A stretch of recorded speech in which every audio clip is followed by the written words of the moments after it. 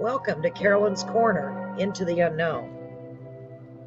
This is a safe place to talk about, share experiences, and ask questions about the unknown or paranormal. We're so glad you joined us. We'll begin shortly, so get ready to interact. Before we begin, please like, comment, and share. If watching on YouTube, don't forget to subscribe. Thank you.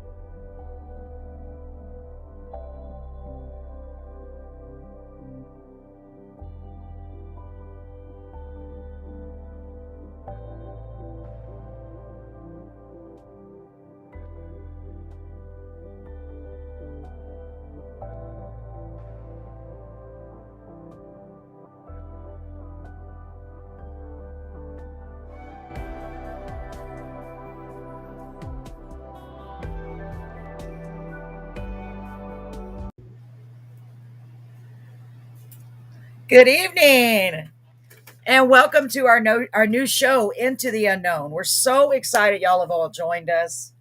I am Carolyn. I'll be your host tonight. This is one of my amazing co-hosts, Miss Jennifer. Let me get this out of the way. Say hello, Miss Jennifer. Hi. We're so happy y'all are here tonight. We're super excited about this new show. It's basically the same as what we were doing for a few weeks, except we want to have this be an ongoing show because we have so many things to explore. We didn't want to stop. There's a lot to talk about. There really are a lot of items to go over. So tonight we've got some special surprises, of course, some special guests. I've got a very special guest that I've asked to come on, and I'm so excited he agreed. He is Mike with the South Texas Ghost Hounds. I hope I'm saying that right. He's going to probably correct me when he comes on here.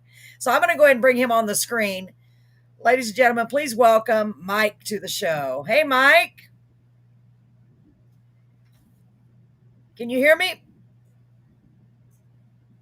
Okay, hold on. You can hear me, but I can't hear you. Can you hear me? Got to make one adjustment. Hold on just a moment. Maybe that's not going to work. Can you hear us, Mike? Can you say something? No. Is your microphone on? Let me bring Liliana on. Liliana, I'm going to bring you on because we need to test our sound because I'm not hearing him. I'm on. Can you hear me? I can hear you. Yes, Mike. It has to be your microphone. Thank goodness. I thought it was my system again. Mike, can you hear us now? Okay, he's going to adjust something. Hi, Liliana. Welcome. I'm so glad you're here. I'm excited. I brought snacks. I'm going to try this one more time to go back to the way. We don't have to wear headphones. It doesn't matter. I'm just trying to follow. Yeah. Headphone, not headphone. Yes, now. I know. We're trying to do it with the headphones, but we don't have to. You're hearing me okay, Liliana? Yeah, I can hear you fine. Okay, good. And you're hearing Jennifer, so I think we'll just play it by ear. Yeah, we'll just take literally. That was good. So, folks, welcome to Into the Unknown. Mike is here. He's getting his headphone microphone. Hopefully, we'll be able to hear him now. I thought it was my system, of course, because I've been changing up a lot of stuff. It was Mike, so he's getting it right now. It was Mike's mic. I know. That's why I sent it in the group message. I said, turn your mic on, Mike. Yeah, I saw that.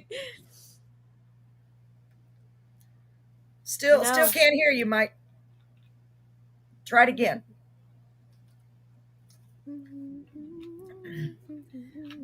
So, folks, I'm super excited about tonight. Like I said, we have some special guests. I have Miss Jennifer here, and she's going to be doing a in-depth reading for you tonight. And this is something you don't get anywhere. Mike, are you hearing me? No, still no mic.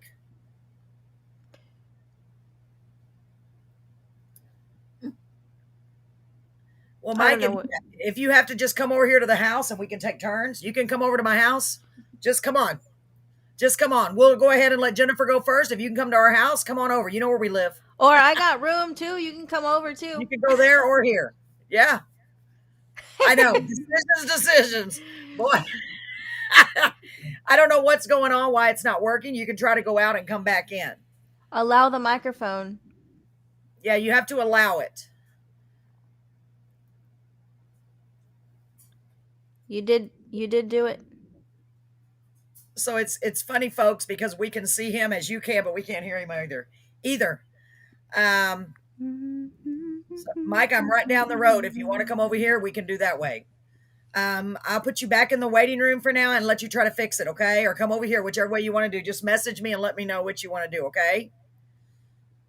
Sorry, Mike. All right, there's always technical issues. Why? That's why I come over here. Always technical issues. Oh my goodness. So the program we're using works very well normally, but anytime we change up something, something's going to go wrong. So Jennifer, why don't you tell them, I thought I turned my tweeter off. Why don't you tell them about, hold on. Tell them about what you're going to be doing tonight. Well, if you tuned in last week, we were talking towards the end, we were going back and forth with zodiac signs, astrology, somatic diagnoses, and I mentioned that I know how to read natal charts, and I've been trained to read natal charts. And Liliana decided to be our first, I was going to say sacrifice, but that's pretty much hey. She's going to be the guinea pig. The guinea pig. That's better than sacrifice. So I'm gonna sacrifice today. I'll be right back. Y'all talk for a minute. And I spent hours. I have like 50 pages. Oh my gosh. That's all me? That's like me broken down? That's all you. That makes me feel better because my mom would always joke that my stack would be this high. Well, this is just astrology. I didn't get into numerology or anything else. It just wasn't enough time. But for those that don't know, a natal chart, everybody knows what a zodiac is. Everybody gets a basic astrology.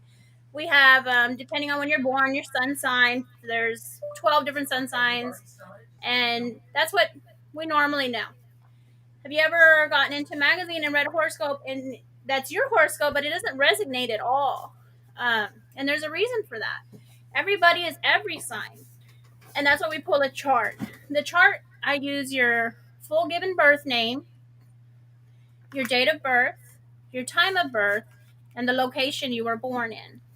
And with this information, I can get the blueprint of where the stars, the planets, the constellations, everything is in the night sky at the moment of your birth. That is so cool. Yeah, it's believed to be a blueprint of your life. And when you get into these and you decode them and you break them down, it gives a lot of insight. I pulled Liliana today. I was able to see what's her life's biggest challenge. Why does she do some of the things that she does? Even as in depth as some of her mannerisms. It goes really deep. It's astrology. Tape my arms down.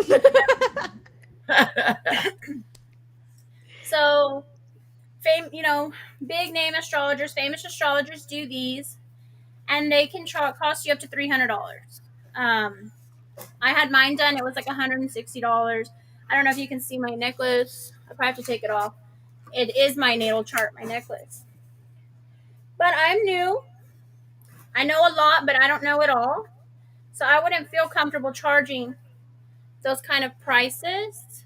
I don't know how well you can see that. But that has my natal chart on it. That's pretty. Thank you. That was my Mother's Day gift, not this year, but last year. And I can go deep. I'm sure there's way deeper. There is way deeper you can go. So I do these. I charge $40. It takes me hours, and you'll get anywhere from 40 to 50 page report. And it covers everything. So we're going to start tonight with Liliana's, and then you can kind of get a feel of what it is. If you want one, if you want to be attacked like this, some people don't, and that's okay. Mike's still on the screen. And that's where we're at. So right now we have technical difficulties. Do you want to go on ahead and go on with the chart? You want to check on Mike? Mike, you want to check your microphone? I see you're still here.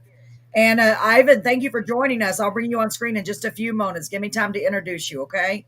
You're very dark, Ivan. You may want to turn on the light for us, hon. Unless you're going to go incognito, which you can do that. He might not be wearing a shirt. Ivan. Ivan, put a shirt on. Let's bring Mike back on. Let's see if he got it fixed. Mike, can you hear us? No. No, just go ahead and head this way, okay? Brett's waiting for you. Sorry, Mike. I don't know what's going on. Unless you just want to participate via text for now, it's up to you. But I'd rather have you on the screen. But yeah, I want to see his face. I miss this guy. You know what? No, we can't do that because we can't hear you. So you'd have to text everything. Do you want to type everything? I wouldn't, but so go ahead and head this way, Mike. Who else do we have with us? We have 10 We can't hear you, honey. Okay, I think he's going to head this way. I want to interrupt a minute because we have another guest here. I didn't realize that. We have Ivan here. I can't see him, but I can. Liliana, would you mind messaging him and ask him if he's ready? Because I don't have access to his information. This is our first official show, so we're going to have some keys to work out. We are going to make sure it's better. We are thrilled that all of you joined us. It means the world to us. Go ahead, Jennifer. I did not mean to interrupt. I'm just trying to get everything set up. No, that's okay. I was kind of curious. I'm not even going to lie. I was curious all week on Ivan and how he did after the show. I yes. I pointed out some things to him. I don't know how well he processed that. So I'm excited to hear that. I do have to go. My daughter's at work, and I will have to pick her up. So I may get started, and then need to take a break, come back, and finish. And then just come back. Yeah, absolutely, absolutely. Let's go ahead and bring Ivan on the screen. I guess he's okay. He wouldn't be in the waiting room if he wasn't. I'm bringing you on, Ivan. Hi, Kimmy. I'm bringing him on. Hope he's ready. Oh, he said he's in his car. That's why. Oh, there you are, Ivan. Can you hear us? Hi, Ivan. Can you hear us? I don't know what's going on with people's audio. Check to see if your microphone's on, because we can't hear you. There's always issues. Why, right? That's why. One week it can work perfect. Okay, Ivan, I'll let you try to work that out with Liliana through Messenger while I'm going to close you out real quick and put you back in the waiting room till you get it fixed. Oh, my goodness. Okay. So go ahead, Jennifer. I'm so sorry. We're going to start with a natal chart reading. It kind of looks like this. It's thick, too. How many pages is that? Probably 40 pages? 50 pages. At least. It's a pie chart, okay? And you have your 7 houses of the zodiacs. You take a pie, you cut it in 12 slices. You move the camera. There's 7 slices, and there's equal amount of houses. Each house corresponds to a zodiac sign. So just by looking at this, I can tell I'm having to look in reverse, so. On the right side of her chart, let me pull this one so I can look opposite. The right side of her chart is dominantly your masculine side, and then the left side. That's so weird. It is weird. So you can see. No, it's funny because my therapist actually told me, he says I have a lot more like male traits as far as like my mentality goes than I do like more feminine. That's funny. Well, on your chart, it shows, it may be in reverse because I don't know how the camera works, but in your chart, it's showing that you're more feminine. But if you look in your elements, you're actually quite balanced, but you present more feminine. Okay. So just by an eye's glance, they also, it'll have if your top part, it's all in reverse. This is going to be tricky for me. Okay, I'm just going to move on. I'll have to practice doing that in the camera. It's going to be hard because it's all backwards, yeah. Well, we're going to start with her sun sign, which her sun sign is in Libra. And let me interrupt Liliana, see if he's got his sound fixed. If he thinks, I'll bring him back on when he's ready. Because I can't message him. Okay, go ahead. Her sun sign is in Libra. Libra is in the 7th house. That's actually Libra's home. Libra is at home in the 7th house. 7th house governs relationships. And Libras, what do you think of when you think of Libra? I know Carolyn has a lot of Libra in her chart also. Because I am a Libra, unbalanced. Can't make up my mind. That's what I always think of. Indecisive. Yes. They're supposed to be balanced. Are you indecisive, Liliana? Well, I feel like I always have to feel like I am balanced. Like if someone's, or like in people, in relationships, if someone's lacking of something, I feel like that's where I have to give the most of, just to balance the relationship. Okay. You sit in, and that's like with my kids too. Like if I feel like their dad's doing too much of something, I do less of it and do more of like the discipline side kind of thing. And see, I try to balance things. for Libra, that's I'm a Libra rising, and that's just kind of in our inherent nature. It shows the glyph for Libra is the scales, always balancing the scales, justice. As a Libra rising, and I'm sure both y'all Libras know, can't stand injustice. Just Oh yeah. makes me sick. Makes me Yes. sick. I don't want to see impoverished people being treated unfairly. I don't want to see um, anything like that. Any injustice, it really just gets under my skin. It's a pet peeve. So that's all Libra. Wow. Okay. And then her Libra's in the seventh house. Seventh house governs your relationships. And I know in this day and age we say relationships and we think romantic relationships.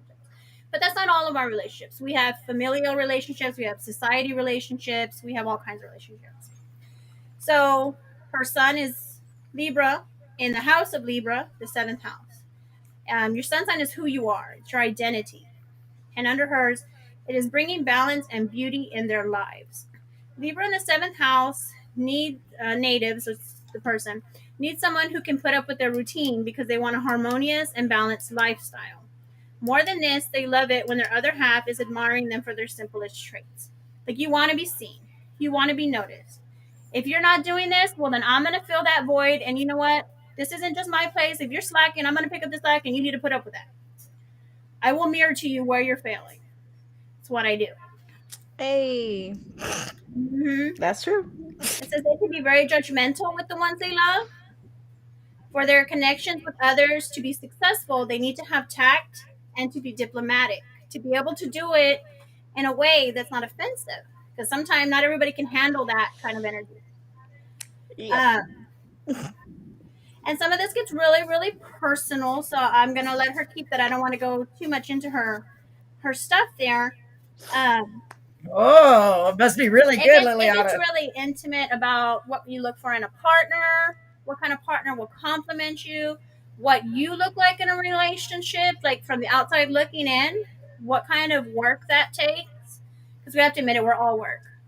We're all work. We all have baggage, we all have work. We just have to pick So true. whose stuff we're willing to carry and go. So that's her sun. And most people know their sun astrology. It's pretty common. What I did find very interesting was her moon sign. And my page, I'm going to lick your page. Sorry, I don't have COVID. I didn't think of that. Yeah. Your moon sign, which we know is in Leo, but it's in the 10th house. What I did notice here, and it's also very noteworthy, Leo in the 10th house is an indicative placement for fame.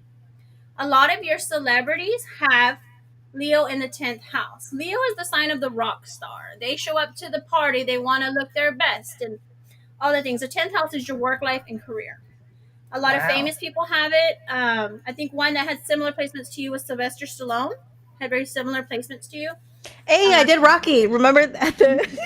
You did. That's funny, isn't it? Yeah. Isn't that funny? That is too funny. I don't know if you're familiar with stage goddess Athena Parakis. She's my teacher. Her her son is in 10th house Leo. So a lot of your news, and it's not always fame like you're going to be an actor or a singer, but it could be as a teacher in the public eye, or you do your work in a public eye. Carolyn was another one that had this placement, but hers was more back scene. Like she is the person to go to get there. Oh wow, that's funny. Wait, hold on. Didn't you tell me whenever I went on the radio the first time that you said, "I think you're gonna do something big with this"? She's like, "When I get that feeling, I get that feeling." Mm-hmm. Yes. She does, and that's literally in her chart. But that was one thing I noticed that was very stood out to me. It says you need to shine in your career and you want to be recognized for your work and receive praise. Working in the public eye would suit you well. You work best on your own because you are too dominating of other people. They're never going to please you. You're not going to get what you want. It's wow. I had a conversation with my therapist about that. Something I'm working on. It's something I'm working on. That's interesting. Wow. It says you're proud of your accomplishments and where you are in life. You can have a Leo-related career in the public eye. This is the most common placement for celebrities, though that works through that work that helps others people and work that helps other people laugh. So that's one thing that was really stood out to me about your moon sign. Your moon is your internal life, your subconscious, your emotional life. Moon in Leo is emotionally excitable, wants to be seen and loved, but afraid of embarrassment. Naturally warm, creative, generous, and fun, you need to feel special and share something personal in the world. You bring out others' inner light and their gifts. Okay, stop right there for just a moment. I'm going to go ahead and bring our other two guests on so they can interact or enjoy the conversation. First of all, I'm going to bring, I hope their microphones are working. I'm sorry to interrupt. I'm going to bring our guest that was on last week. He had such a great time. He came back, and I'm so excited. Mr. Ivan. Come on in, Ivan. Welcome. Hello, everybody. Oh, yes, we can hear hear you. you. And Oh, nice. and Michael is here. He's going to come here in person. Next, I'm going to bring on another guest that was on last week. I'm super excited. All of you are joining us always. I'm thrilled. Please help me welcome our dear friend and amazing guy, Mr. Paul. Hi, Paul. Welcome, guys. Hello. There he is. Hi, Paul. Let me go let Mike in. He had to come here because he couldn't get his system to work. Hold on. Why is your subtitle Magic G? I don't know. Because he's the Oh, that's right. You do magic tricks. Yes, I'm a magician as well. Haven't He's done an magic in a while, but yeah, author, author, everything. All of it. everything. What can't So you I- do? I went by Magic G. So also in your moon sign, it says to embrace this. Embrace your performer's heart and passion. How you move the room when you come in from your heart. When you come in authentic as your true self, not doubting what you say, because there's a lot of indicative factors in your chart that you often doubt yourself. So when you come in from your heart, notice how the vibration of the room changes, because you have that power. Aw. It says be cautious of keeping people in your life just to have a fan club. It says be careful, like let people go. If they're not serving you, there's not a good purpose. You don't need them as cheerleaders. They're dead weight. So it says so be careful of that. Because I see like in spirit shows me like you're out there collecting people. You're like, yeah, I need you. You're my friend. You know, you have them in your pocket, like for when you need that person, you already have them ready there to pick out. So be careful who you collect and be mindful if they're serving you. Okay, and folks, Yeah, I feel attacked. So we're just going to have him sit here and join us temporarily. Come on, have a seat. No, it's not. We'll get it. We're getting it. Well, I'll wait till she's done with her. Okay, I'm gonna do probably about half and then move on. go ahead. I put in here some of your crystal allies. I don't know if you work with crystals, but there are some suggestions in here. Another part that's important to look at when you look at your moon sign is your moon phase. And the phase that the moon was in when you were born was the waning crescent. Waning crescent. Yeah, the way the shape of the Interesting. moon. Yeah. Okay. The waning crescent. And that means an ending to begin again. There's a powerful magic in endings, including the birth of beginnings. When the moon reaches its waning crescent, it's at the end of its entire cycle. It's time to surrender again. Notice the synchronicity. It's time to surrender what isn't needed and let go with grace. Be present to the emptiness ahead and remember what empties will eventually fill. In this phase, the veil grows thin, making it easier to receive messages and signs by leaning into faith and honoring the darkness. Within and without, you discover the greater truths of existence. This phase compels you to sacrifice for future generations, including your own rebirth. With this kind of, and I did see this as a recurring theme throughout your chart, your life is very cyclical. You go in cycles. There's seasons. Well, everybody has seasons, but yours are a little bit more distinct. You know, whether it's this job and when you're done with it, you're done. You move on to something new. You kill it like the phoenix. You burn it up in flames and you're I've reborn. actually been wanting to get a phoenix tattoo because I feel like that's the one thing that represents my life the most, because I feel like you said, every time I'm done with something, I'm done with it. Like I don't go back, I don't look back. I don't even give it a thought. It's just on to the next thing. It takes you a minute to get there, but once you let it go, you're ready to watch it burn. And that's kind of like a reoccurring theme in your life.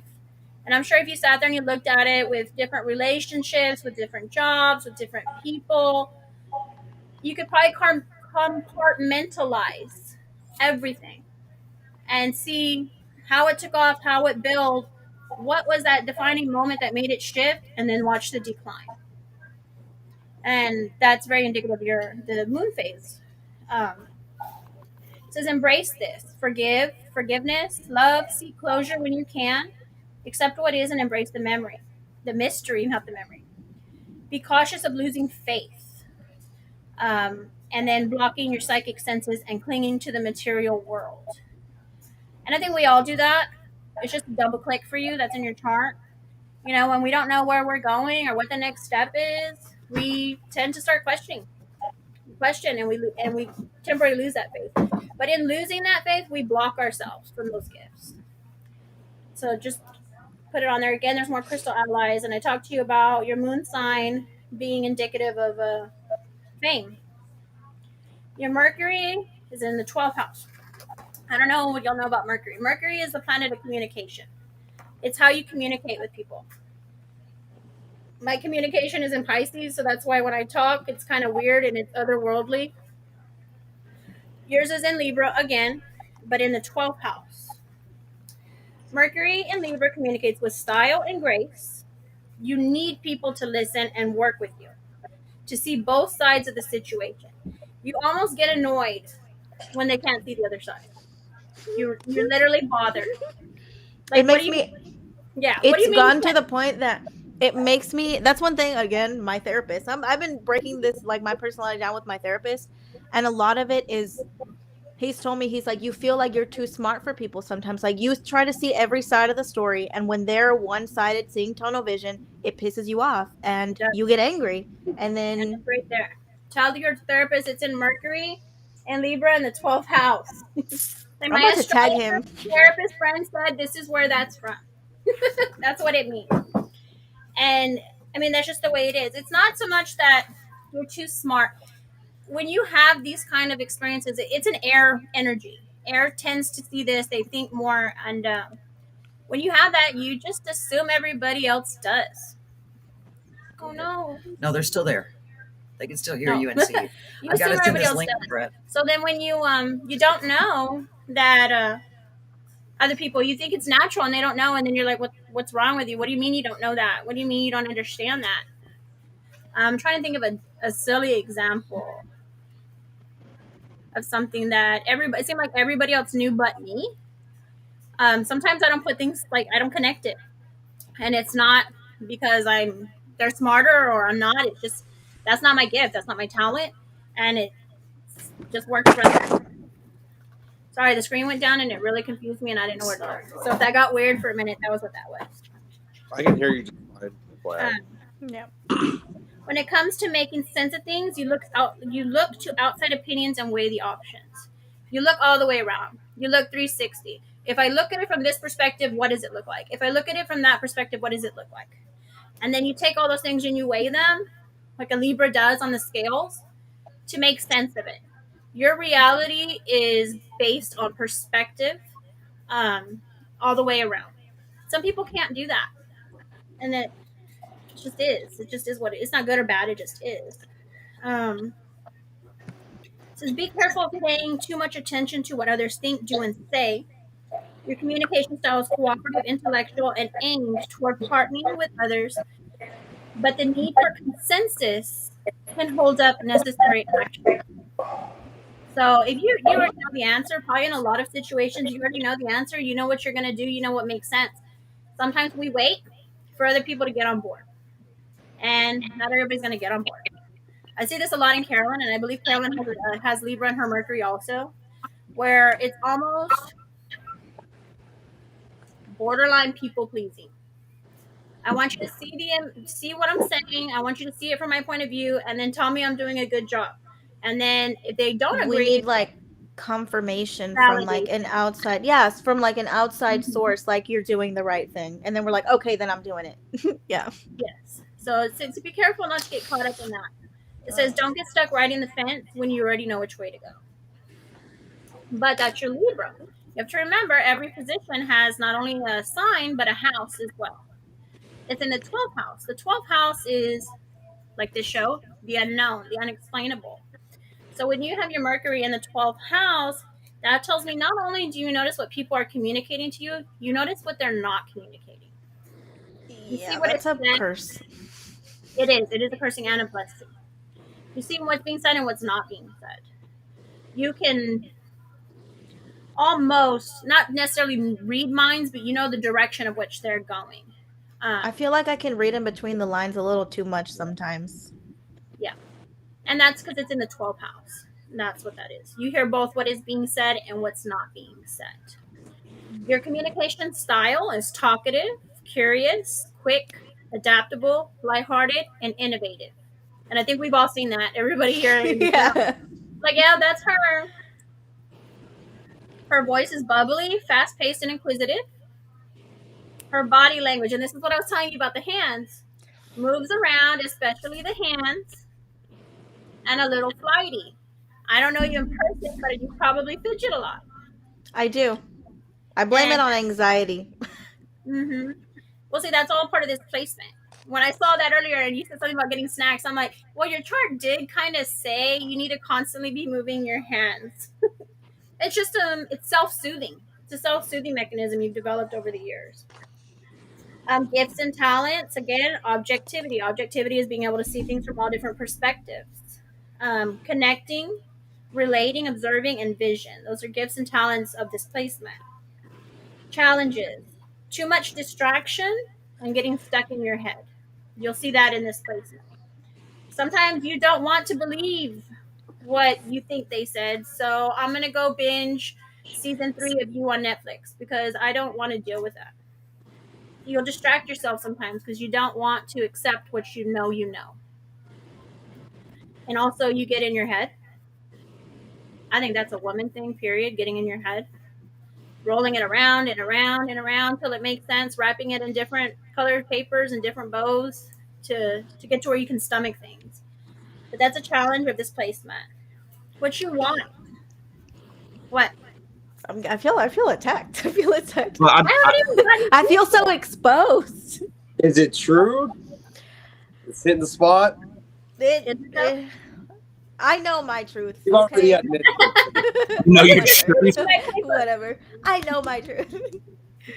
It's just it's weird having like I met Jennifer on the live, so I mean for her telling me my own personality to me, and she's great job.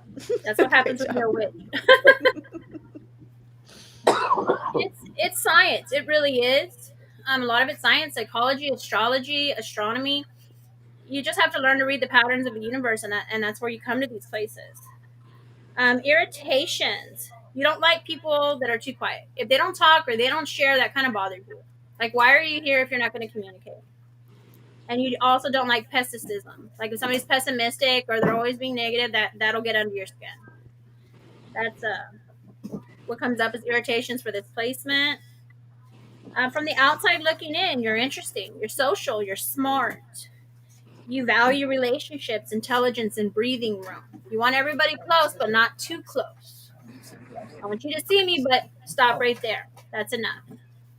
You like to have your breathing room. Which is probably why you're uncomfortable with me putting all this out there. Hey. Hey, but you know what? I'm living for it. Whatever. You can't heal what you don't acknowledge, you know? It's a tool. Everything's a tool, and it's a starting place. Yeah, and I just wanted to mention real quick, you can also view this on YouTube, which is Brett is using our smart TV. So y'all are on a big, huge 55, 60-inch TV. It looks pretty cool. I just wanted to share that. I thought that was pretty awesome. Yeah, no, it looks normal, right? It looks normal. So that's your Mercury placement. Your Mercury is how you communicate. What I thought was really weird, and I've done not an excessive amount of charts, but I've done a fair amount, and I've never seen this in a chart. Okay. Oh. Your Venus placement and your Mars placement. Your Venus is pretty much the embodiment of the femininity of your chart. The Mars is more the embodiment of the masculine in your chart. Venus is how you give love. Is it give? No. Yes. No. How you give love. The love and the beauty of what you are. Mars is how you receive it, how you take it. As a woman, well, that would be backwards. I'm sorry. Mars, a man is more how you receive. Woman is receiving and a man is giving. But anyway, two sides of the coin, and she has the same exact placement. Oh, so you give and receive equally? Is that what you're saying? Yeah, you give it like you take it. Wow. So you That's good, Liliana. You can take it like a chicken. You know, and it's funny because I I feel like that's been my biggest problem in relationships. When if my energy is not being reciprocated, I'm out. I can't. I can Yeah. try, I can continue, but if it's not, if I know that there's absolutely no way that this person's gonna do like see eye to eye with me on anything, They have to meet you at your level. I'm out. Wow, that's Crazy. interesting. Both of those are Scorpio in the first house. Scorpio. I mean, what do you think that when I say Mind blown. Scorpio, what comes to mind? Because we're in Scorpio season right now. Venomous? You asking me? You're It's not a asking me. scorpion. They sting. Yeah. I feel like very strong personality. Scorpio is deep, intense. They're very comfortable in the dark. Not evil, but in their darkness. It's a very intense sign. And then in the first house is self, your self identity, the how you present yourself, and all that is in your first house. So both your feminine and your masculine is presenting as deep and intense and a lot in your face. So that's going to be a love it or hate it kind of thing in relationship. You know, you're going to be very out there. This is also a sign that's very likely to study into the occult. It says a tendency to get into activities such as tarot, astrology, witchcraft, Whoa. spiritual. Oh, and that's funny because I have my. Mm-hmm. That's Did actually a good deck. I like that deck. Everyday I like tarot. it because it's Let me see. My cards they're really pretty, like the sides. Holographic. I Yeah, don't know that deck, but I've seen that deck. it's a It also holographic deck. says I like it. your connection with the other side comes quite easily to you with this placement. Venus and Scorpio individuals often like spending money, Nope. investigating mysteries, as we're on to the Into the Unknown show, and escapist activities. You enjoy online fantasy games and playing around with your identity. Ah, being As a somewhere. child, I loved like the Sims games, all of those. Yeah. That's so weird. Dislikes. You typically dislike people to depend on you. Like obviously, your children, they're in a position, but you don't want no man to depend on you for his emotional fulfillment or for any kind of fulfillment. You know, you're gonna say you're a grown ass man, handle your business. Same thing, you know, whether that be your mom, your sister, whatever. Don't come depend on me. I'm not your mom. I'm not gonna do it for you. So that really that's another thing that gets under your skin. You want people to stand on their own 2 feet and hold their own. You value self reliance and will expect this of people in their lives. In general, you will dislike when people are just happy go lucky, as you prefer to experience both positive and negative emotions. And then in romance, Scorpio is very committed and loyal. You see relationships as a great test of your character. In love, you are very generous, giving everything you have over to the relationship. And there is a tendency to be possessive of your lovers. What I will say, and again, it's something that I see throughout your chart, you don't know where the boundary is. You will give for the right person, you will give everything. You'll lose your identity, you'll give your home, you'll give everything you have for the right person in a relationship. And you have to learn where to stop. Where they end and where you begin. And am I hitting a nail? Like, is that true for you? I'm about to start crying, y'all. No, don't cry. No, I'm just kidding. No, but that has been okay. In my first marriage, that was like literally my biggest problem. And I've repeatedly said it. My second marriage also, I don't want to give too much of myself because I always feel like I put my stuff on the back burner for everybody else. And then again, when that energy is not reciprocated, when it's just you, and I'm having to literally like hold you up, then it doesn't do it for me. Yeah. Like you said, you're a grown ass man. You give so much, and then at some point, you're like, well, what about me? When are you gonna take care of me? When do my wants, needs, desires matter? Here's my Here's my list. Here's my boxes. What can you check?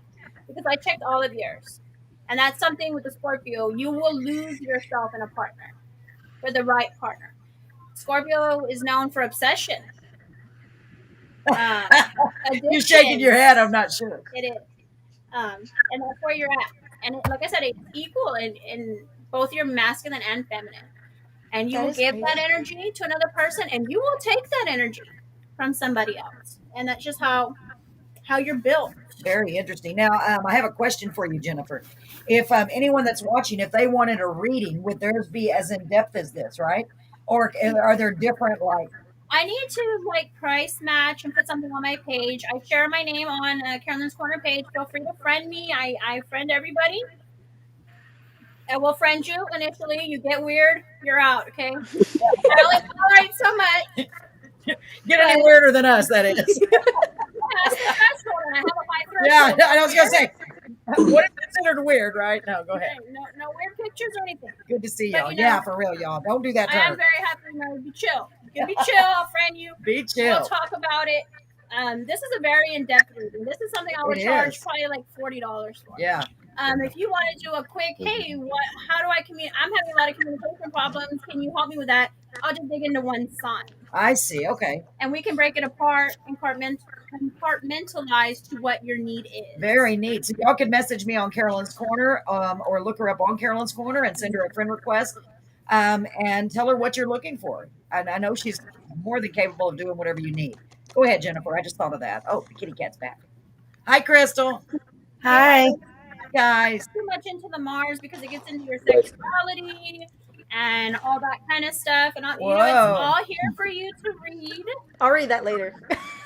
I'll read that later. There's a lot of juicy stuff in here. Oh, a lot of juicy stuff. You're going to have to let me know later. It's none of my business. I have the notes. She's got the notes. Oh. Your Jupiter is in Sagittarius second house. Jupiter is the planet of luck, the planet of expansion. Anything that falls in this house, that's where you're gonna naturally be lucky. You're gonna find things like that. Sagittarius is the sign of the traveler. They like to travel. They like big open spaces. They like to go. And in the second house, what I've noticed throughout your chart, and I will make an early judgment call here. I think your ideal job is you need to be some kind of a consultant that travels, whether that's a corporate consultant, that's a life coach consultant, that's a child care consultant, a business consultant, something like that. You will have the most luck and money if you travel for your work. Second house is Taurus second house.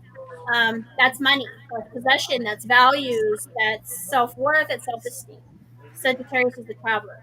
You will have luck if that's what you do in your life. Traveling nurses, anything like that. And there's a lot I'm about more. to go apply for like Southwest or something. Yeah, a flight attendant could fit something in there. But you have a lot of potential. And then you have to think too, you have that 10th house Leo moon. You can be famous. You can not Kardashian famous, you know, but you could be a household name when somebody talks about whatever your specialty is, you know, if you want to travel. Hey, when I'm going to book this package, let's go with her, or things like that. You have that ability to have the public eye. And if you can find the right place for you, you will be very well off. But again, remember, you need to be in a position where you don't have a big crew that you're working for. It's like between you and your boss. A lot of other people, it's gonna cause issues. So that's Jupiter. There's a lot in there for you to read, and that's where your luck comes from. And then this is what I was thinking. Has anybody ever heard of a Saturn return? Nope. No. Okay. Well, the planet Saturn, and I call Saturn Big Daddy Satty because he comes in with the belt like he's got lessons. Taskmaster, you're gonna learn. Gonna learn today. You're gonna learn today. You are. Saturn is a slow-moving planet, and it comes around every 29 and a half years. In about 2 years' time, at 28 years old, you're going to experience your first Saturn return. There's going to be a lot of changes. Saturn return, we're talking abrupt changes. When I went through my Saturn return, I moved 2 hours from my hometown. I got a degree. My husband changed his job. I became a witch. All the things, like everything. And that Saturn return is very life defining. Here, let me read it so it makes more sense here. Saturn takes 29 and a half years to orbit the sun and 29 and a half years to return to its natal position in your birth chart, hence the name return. Saturn moves fairly slowly and starts getting close to the exact return around 27 to 28 years old. So you should be feeling some vibrations of this already. The Saturn return process is in effect for a couple of years. The first Saturn return is like the first check yourself transit. It's time to slow down and self reflect on what you're doing and why. A therapist is a good start. Saturn represents the inner part of us that wants to accomplish something and earn respect. Just before the age of 30, we experience an inner pulse to grow up. Whether we act on it or act out in response to it is up to us. This can be a stressful time because Saturn energy uses stress in a way to make us uncomfortable enough to change. Saturn is also associated with bones, muscle, and skin, everything that holds you up and in. So it is not uncommon to get hurt or experience physical pain. Wow. Temporary depression is another Saturn tool to let us know something isn't working for us. Things we consider good, like buying a property, getting a new job, or a promotion, can happen during this time. Ultimately, this rite of passage is about aligning with your path and taking charge of your life. Saturn corresponds to old conditioning and redefining conditions. The first Saturn return is a chance to access whether your initial parental and societal conditioning is serving you now. And if they're not, make new rules and set your own goals. You will go. Everybody will have their first Saturn return, and most people live to see their second. It's very rare to see your third. I have yours here. Your second Saturn return will be at 59, and if you live to see it 89, your third. Wow. And they're big transformative moments. When it comes, well, I would say the second childhood, the second time, but that's not true. That's a Uranus conjunction. But it's a check-in. You know, this is what I wanted to accomplish. Am I doing it? Get out of this BS that I'm doing now and get in a path that will align me to where I want to go. And That's sometimes literally where I've been the past few months. Painful. It's painful. Yeah, without a doubt, girl. Mm-hmm. I know. My tissues are downstairs. I didn't realize how young you were. I didn't realize. So when I pulled your chart, I was like, oh shit, that's okay. That's what we're doing. Because people move. People move cross country. People get married. People get divorced. People sell their houses. Crazy shit goes down in this time span. I mean, there's a certain group of. So is that what maybe they think it's a midlife crisis when in actuality it's a young midlife crisis. Wow. There's actually an astrological placement for midlife crisis, and we can go into that another day. Yeah. But when I go to karaoke, there's a group of youngins. I call them youngins. I'm 35. Y'all aren't that much younger. But I look at them and I see that what they're going through, and I just look at them like, ooh, that's all that Saturn energy. Like, they'll figure it out. It's a mess right now, but they're going to be okay. And that's where you are. Excuse me. So be prepared. Life's got hands. Okay? You're going to be okay on the other side. It's going to be great. But life's got hands. I'm feeling those hands. Lord, help me. And I mean, how old is your daughter, Crystal? Didn't you say like she was struggling with some stuff? Did she fit in that age group? Did you hear me? Crystal, how old is your daughter? Paul's daughter, how old is she? 25. And she's right there too. Right with that Saturn return. That's it. She's not quite, so she's probably just getting like some of the outer energy of it. But things are gonna really shift, and it gets weird. Like I can imagine when my parents went through watching me. Like I abandoned my stuff and moved cross country. My husband went on the road. It looks crazy, but I mean that's what it is. So be prepared for that. Also, your Saturn is in Pisces, in the 5th house. Saturn is about your limits, your obstacles, insecurities, and yours come in when it comes to your imagination, spirituality, faith, vision, psychic sensitivity, and interconnectivity, which I know to be true because you say you know, but you don't want to lean in. I'm scared. That is those are my insecurities. I'm scared. But when you do, it'll be beautiful. Like I know because I did the same thing. I had to jump off. My Saturn is in Pisces in the 6th house, so I know exactly where you're at.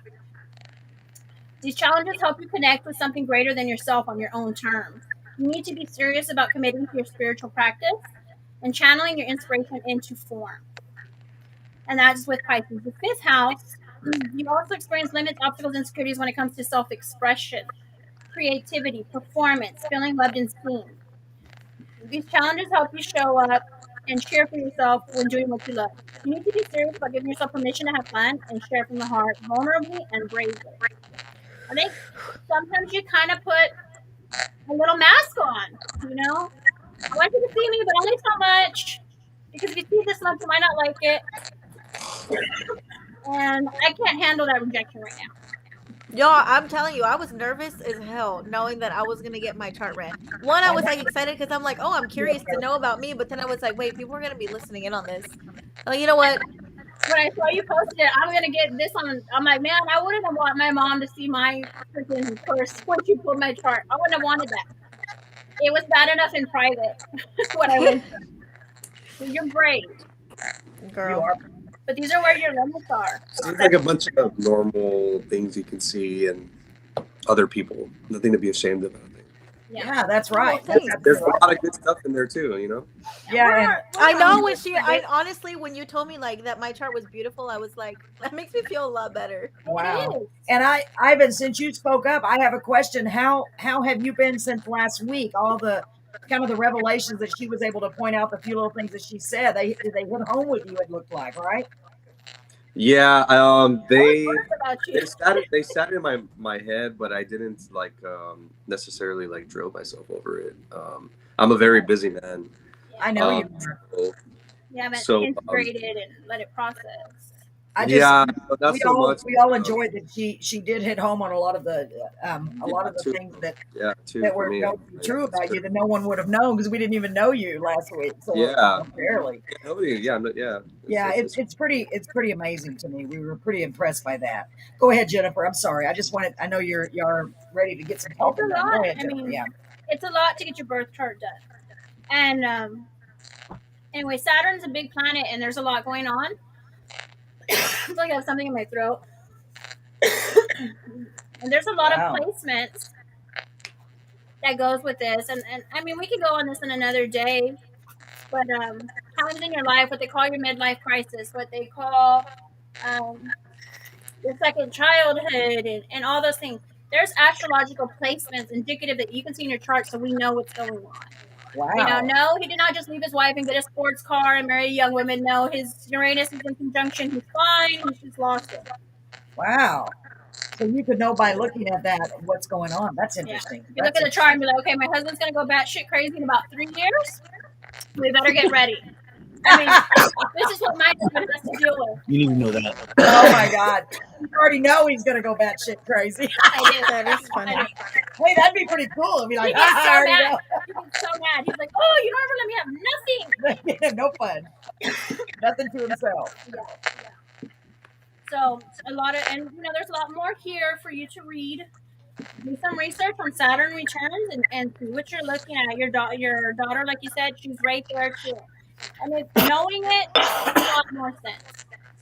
When she starts doing really weird, out of character things, you know what you're dealing with. So it's not just her personality. Mm-hmm. I felt like something in my throat. Oh, you poor baby. I don't know what it is. Uranus. Oh, this is going to be bad, y'all. She's talking to Uranus. Come on, y'all. That's funny. My anus. That sounds like a Uranus. Like 5 years old. She said, where is my Beavis and Butthead impersonation? She said Uranus. We're all 5 years old. I'm sorry. I need TP from my pinhole. I know. I think that. Uranus is your liberation and authenticity. It'll show you what's holding you back. And your Uranus is in Capricorn, 3rd house. The key to your liberation is letting go of societal conditioning, especially around career, what earns respect, and your responsibilities. You may carry past life around authority figures, your public position, and feeling overburdened with leadership duties. This is past life. Maybe you had to grow up too fast you had to grow up and be too serious too fast. You need the freedom to choose your vocation, be creative about your career plan, and be your own boss. You don't need people to tell you what to do. because I can already hear, like, well, maybe not my dad, but some people's dad. Well, you guys took over the family business, and everybody went in the military and everything. That does not. You don't do well with that, and you will buck and you will fight. Funny story about my first child. The reason why my first child is the fourth is because I lost a bet. Because I told their father, I'm not going to give my child that sense of now I have like shoes to fill. You know what I mean? And I despise that. I don't want that for my child. And I lost a bet, so we named him that anyway. Oh my gosh. And that just runs that deep in you that you're gonna buck that system at any given point. The key to liberation is letting go of the lens through which you see life. And well, that's for your for Capricorn. For the third house, which is also in Uranus. The key to liberation is letting go. You may carry past life trauma also associated with communication and knowledge. Maybe you were given bad information and that caused trauma or drama in your life. Have a hard time understanding or couldn't get the words out at a critical moment. You need the freedom to think for yourself, write your own story, explore different ideas, and learn your own way. Once you are able to like really break that apart, what your view is on what you should do and who puts what on your life. Everybody puts expectations on us, right? That doesn't mean that that's what we need to do. That means, that's what other people want us to do. You need to sit and pull that apart. And what is yours and what's not yours. Keep what's yours and give them back what's theirs. You don't have to do what anybody else is telling you to do. It's not in your best interest. When you break that stuff down and you can find liberation from that, those are some of your biggest challenges. All that Jupiter, luck, money, travel we were talking about, that's how we get there, is doing the work. In here, there's some information about the liberation animals, liberation spirit animals, and again, crystal allies. Neptune's one of my favorites, but I'm a Pisces, and Pisces is ruled by Neptune. You have Neptune and Capricorn in the third house. Neptune shows your psychic gift. That's where all the fun is. Capricorn, your psychic is more realistic than other signs, but that doesn't mean that you're less powerful. You have a sixth sense when it comes to business and how to get things done. You may know just who to bring on your team to accomplish your goals. Selecting people, selection when you need a certain person. You're a practical psychic, and your guides and angels may show up as wise women and men in your daily life. Pay attention because everything is spiritual. And the third house psychic gifts can arise and be effectively applied through the mind, including thoughts, making connections, communication, learning, and teaching. Neptune in the third house people can mentally connect with other frequencies and dimensions. You are a psychic communicator. Again, going back to your Mercury, how we talked about, not only do you hear what's being said, you also hear what's not being said. So there's a little double click on that. It's literally a part of your psychic journey. And you know what's on someone's mind without them speaking. And what you say carries more than just words. Does anybody have any questions? It's like you're teaching a class. It does. It's a lot of information. It is. Really, any questions? I'm gonna have to get out of here and then sign back on with my phone. Okay. No problem. Just message Liliana when you're back, or unless I see you. If I don't acknowledge you, that means I don't see you in the waiting room. Okay? Yeah, I try to do as much as I have to. I can't. The reason I got to switch is something's wrong with the audio here, so I can't even hear what you were saying. But I'm gonna log in over here. Okay. I feel personally attacked. I feel exposed. Well, I'm glad it's someone else other than me. I feel exposed. Poor Paul last week. I know. He had some kind of attachment. Do I still have an attachment? I don't know. She hasn't done the cleanse yet, so I would say yes. Maybe I probably do. I'm literally guessing. And I I'm have no ready idea. to go to your house and work on you. She's ready to go. And lay your wife on a table and check her Oh, wow. somatic. Wow, this got deep. Well, that escalated quickly. Lay your wife on a table. Oh, guys, you never know what's going to happen on here. This is going to be a great show. Back, You're gonna back, lay, back. We're lay already, down we're and already work some excited. magic on me. So I see Ivan is back on. Let me see I'm if he just can. gonna scan. Go scan. Somatic. Hi, Ivan. Can you hear us? Guess who's back? Let's see. Hello? Can you hear Say us, something, Ivan? Who's up? Yes, something's wrong with Ivan. Okay, I hope I can. I can't hear you. Try to say something. So, Okay. so sorry to interrupt, but I got onto my phone. I was just on my iPad joining y'all, but every time something y'all talk about, like the sound is muffled, and so I switched. Like I can no longer hear y'all. Like I can just hear y'all trying to talk, and then I switched to my phone, and it got even worse. That's weird. Well, last week, Mike is standing here too. Last week, for those of you who are just joining us, last week Ivan was trying to show us what was happening at his house about the door opening on its own. And as soon as he went to Oh, he can't hear us now. whole system went down. They completely For knocked real. them And off. that's the 5th time we've had something like that happen. It was very odd between And somebody. he can't hear us anymore. Yeah. Uh-oh. So weird. As soon as you started talking about that, he couldn't hear us anymore. That is so weird. He was like this. I can't hear nothing. Wow. What is going on? I'm telling you. Well, he said hopefully he'll come back on and can hear us. I need to take my backpack to his house too. Yeah, he lives all the way in. Where does he live? In the valley, right? South Padre Island, yeah. South Padre Island. Boop. I was just there today. Field trip. Let's go on a field trip. I was in Hey, we Edinburgh go on his today boat. after I We can go on his had boat. lunch Oh, with that's him. where he is, right? Let me get him back on again. Let's try it again. Well, where is he? Like, Mercury's not even retrograde. We shouldn't be having all these tech problems. Ivan, I don't know. This is straight up ghosts. This Yeah, is for real, ghosts that's messing weird. with this stuff. It's showing up on this screen, but when I put him You on need to turn here, your lights on. You're all dark. Halloween Day of the Dead stuff. They're messing with the lights. Nope. I'm gonna try it again, We Ivan. talked about that before we came on live. I keep checking my phone. My daughter should be messaging me anytime. So because I was having issues last week with the whole There he attachment, is. I went ahead and shaved. Just tried to get rid of some of that attachment thing. Did it help at all? Y'all sound like chickmunks. Yeah, wait, I hear you. Don't I say something, Ivan? Y'all sound like chickmunks. Okay. Oh, really? We sound like chipmunks. Like Charlie Brown. I can't understand anything you're That's saying. terrible. Still? Yeah. He says he can't understand. I can hear you. Okay. I guess it won't do any good if you I'm can't gonna go hear to us. mute. I'm just gonna listen. I can't even hear. Try I'll log on in a headphones. little while. I'll restart my phone. Okay. Weird. So weird, y'all. Yeah, because you can hear him perfectly. So Donovan said he was hearing that here too. Better. Donovan, are you hearing us better now?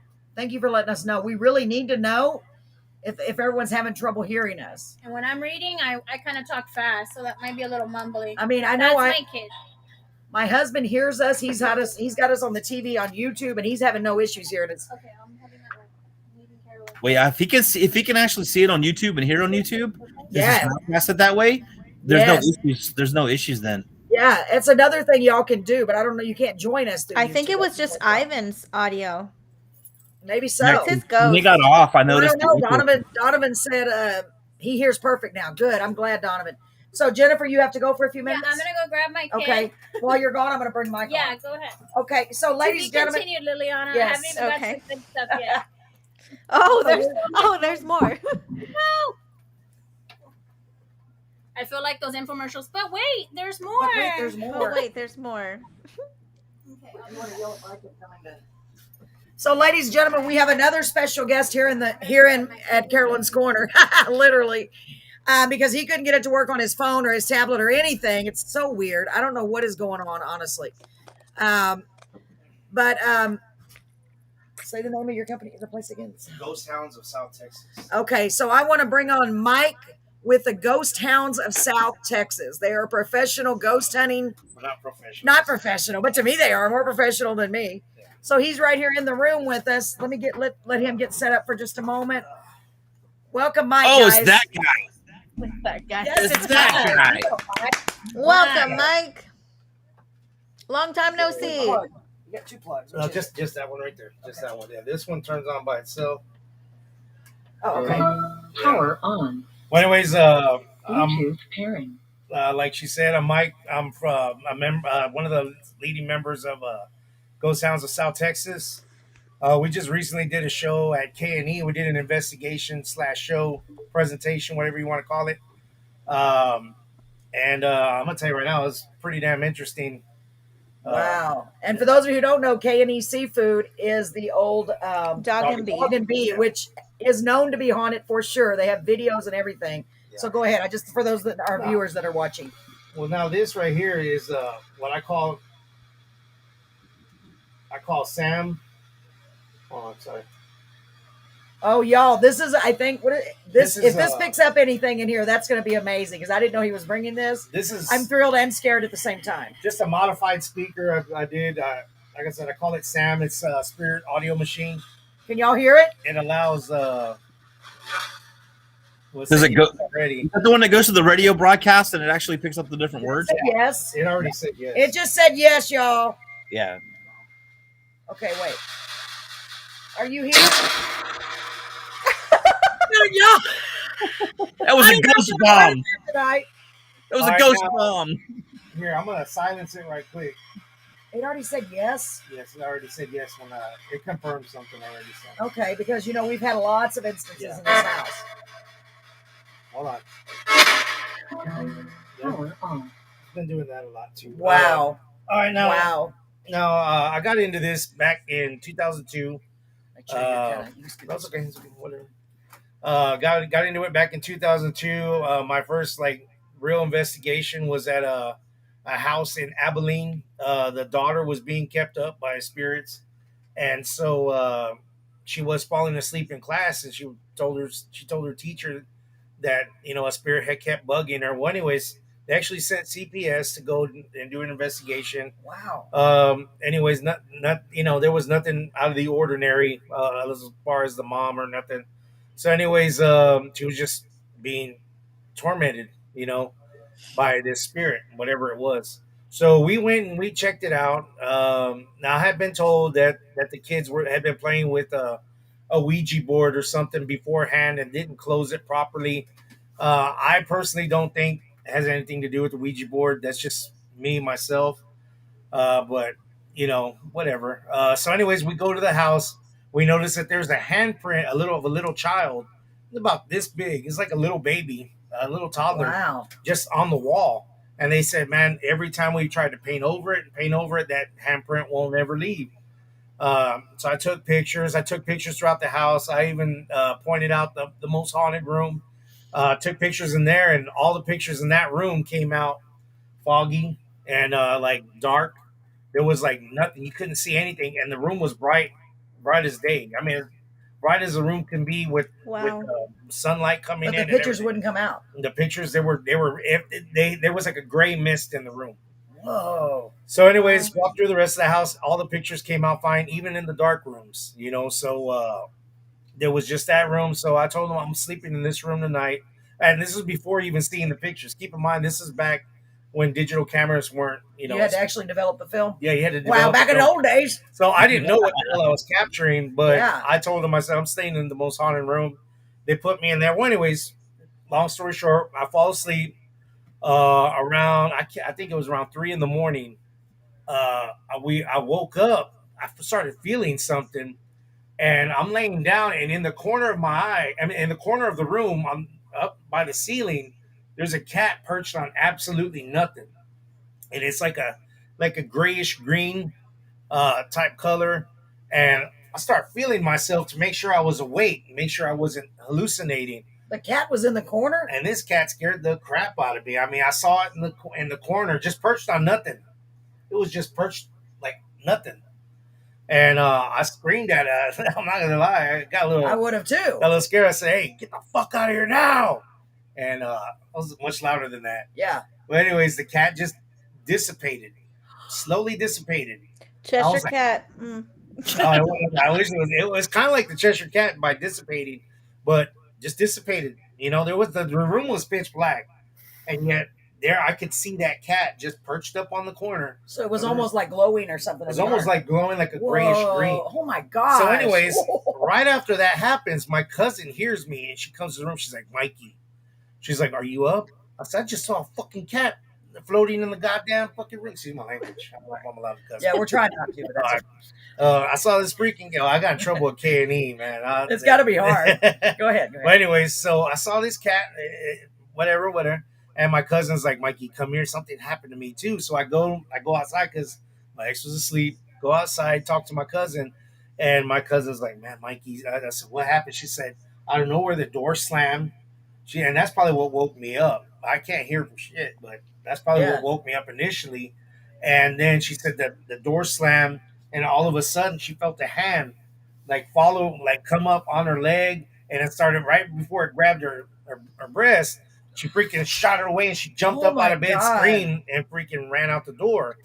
And so, anyways, so she came and got me. So we go into the living room, and we start talking. The kids are sleeping on a pull out bed in the living room.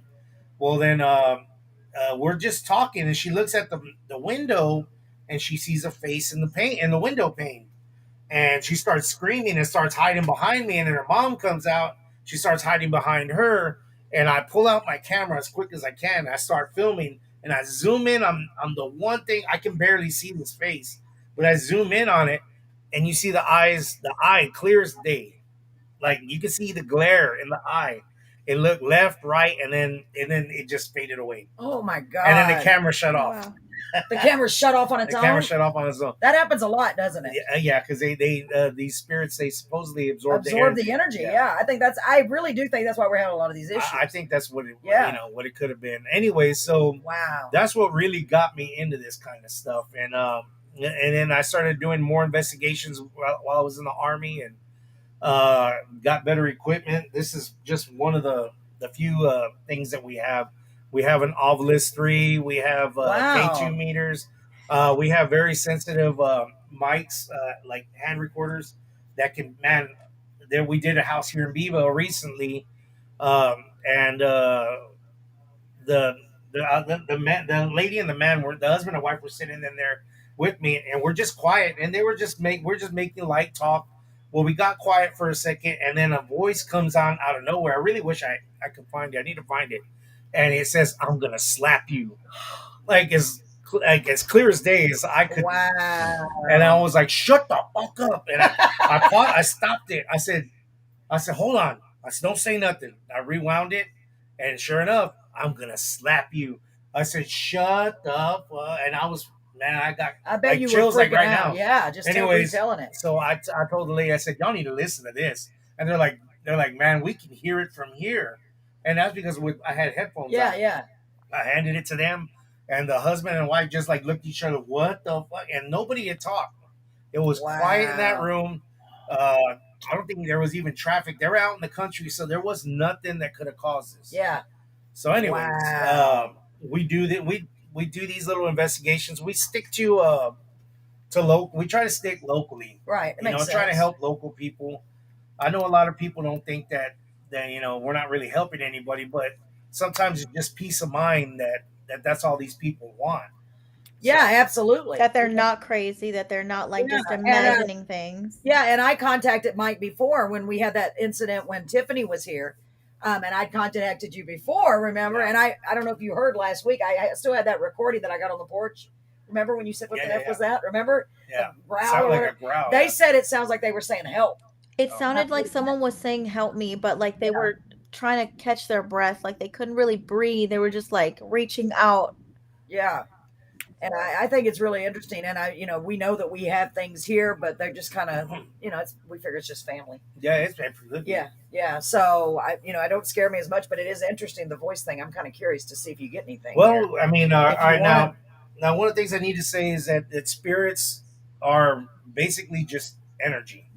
I don't believe in that demon stuff. I really think that there's good spirits and bad spirits. I don't think that there's, to me, because I mean, if you really look at the history of demons, the only people who get possessed are people who are religious, who get possessed by demons. Yeah. People like me, I'm gonna tell you right now, I've invited these things back to my house. Nothing's ever happened. Wow, you're brave. We've had some. You're lucky. Oh, yeah, for real. And that's because I when I was at K&E, I told the ghost, and my girl got mad at me. She's like, "Wow, how in the hell are you gonna invite that thing to our house?" I said, "It's not gonna follow us." I said, and I don't know if it's just me, because for years I do this thing where I kind of cleanse my house, but I don't do it with sage. I don't do it with nothing. It's just mostly your own personal energy. Walk around your house, go to your corners of your house, and Yeah. kind of like make your own little mantra. Yeah. I don't know if it works or not. I don't But know. it gives you peace of mind, maybe.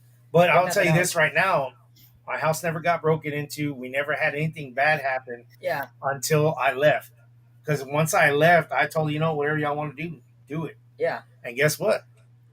Not even a couple days, weeks later, her house got broken into, and now it's falling apart. Wow. Now she's having all sorts of troubles, and you know what? Good for her. Yeah, and just so y'all will know, hi Jose. Jennifer did burn some sage already and the incense, so I know she did a quiet little protection prayer. So I think we're okay to see if you're good with it. Yeah. To see if we pick up anything, because it would be pretty cool if my mom came through, or my dad, or my sister, or one of Brett's family members. So what do y'all think? Get ready. I hope I don't get scared to death, because I'm a big chicken. Well, first of all, I don't think it's going to be anybody bad. Yeah. So I just want to say, we ask for protection, to be surrounded by the white light, and to know that this is a safe place to come in, and we ask that you leave when you're done. Well, in celebration of Day of the Dead as well. Yeah, I didn't even realize that. So this is where our family members come celebrate their lives that they lived with us. Actually, cold to the bone. Yeah, no, I just got a weird feeling in my head. That's kind of weird. I've never experienced that. That's nifty. You did? Yeah. Since you walked in here? Yeah, and Nora. Well, she's probably somebody's around. It's talking right now. Okay, so can you tell what it's saying? Oh God, y'all, I'm gonna be scared here in a second. Now the obelisk. The only thing I've done, to the ghost box. Why is it making my head feel funny? It's not this. No, something. Honestly, I've never had this feeling. My head is feeling really weird, y'all. For real. Go ahead and ask it. Ask it whatever you want to ask it. So, is anybody here in our house? Anyone besides me, Brett, and Mike? Is there anyone else here in the house with us? I want to know if maybe my mom is here, my sister, Phil, Brett's mom. Is anyone here? I know y'all come in and out sometimes, come through. What was that? I know y'all tend to hang around sometimes, and that's fine, because we believe that it's just you guys and we don't get scared. We know that this was your home for years and years and years. And lately it's been saying things, but they're coming out real low. Yeah. I can't amplify it anymore. And Phil, I know that you built this house with your own two hands with your dad, and we are trying our best to take care of it. I'm such a chicken. I'm breaking something. I'm trying to be brave. I'm not very brave. I hope y'all know that. Oh my God. Can any of y'all say my name?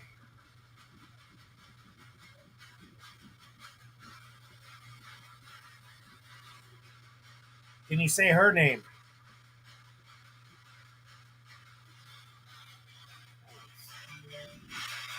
Come on, you can talk to us. You can get closer to the machine if you'd like. And y'all, honestly, I would not say this, but I really do have a weird feeling in my head, like my head is spinning. Like not dizzy. Not dizzy. I've never had this feeling. Honestly, I'm not just saying. Are you drunk? That was clear.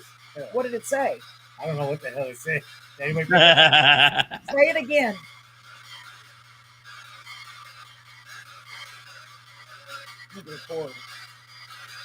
I'm going to put my audio with Hi. Hi. Hi. Oh my gosh. I'm going to put this on record. Hold on just a minute.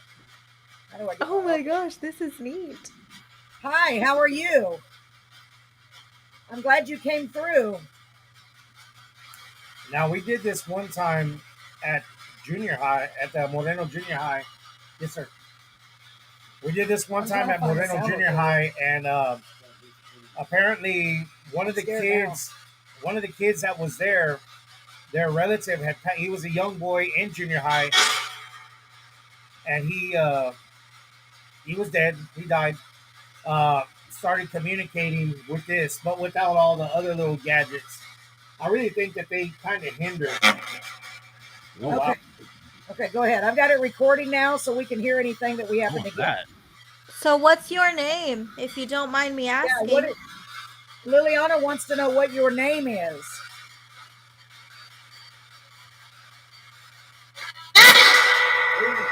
Huh? What was it? Benny? Come here. I can't hear you, Brett. Was that a Penny. child? Brett said it said Penny. Was Penny, that a is child? That you? That was a female, too. That sounded like a child or a lady. Oh, yeah? Yeah. Penny, is that you? Oh, my gosh, y'all. You can talk. Go ahead. Penny, is it you? What?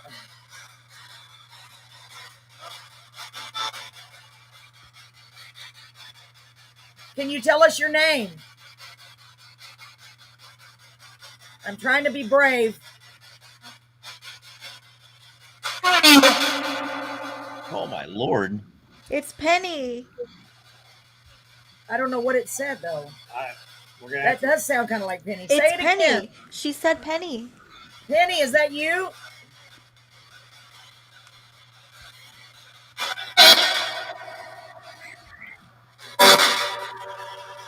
Oh my God. Y'all, I'm not kidding. That is Penny's voice. Penny, is that you? I've got your pictures hanging up here. I'm dedicating this whole show to you. I didn't even tell anybody yet. We're doing a show about paranormal and all the unexplained things. Are you there?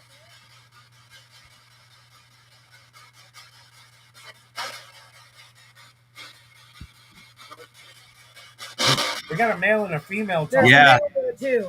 There's two. Penny is my sister who just passed sister. away not even 2 years ago, barely 2 years ago, guys. And I had no idea, honestly. Can I sit by you? Yeah.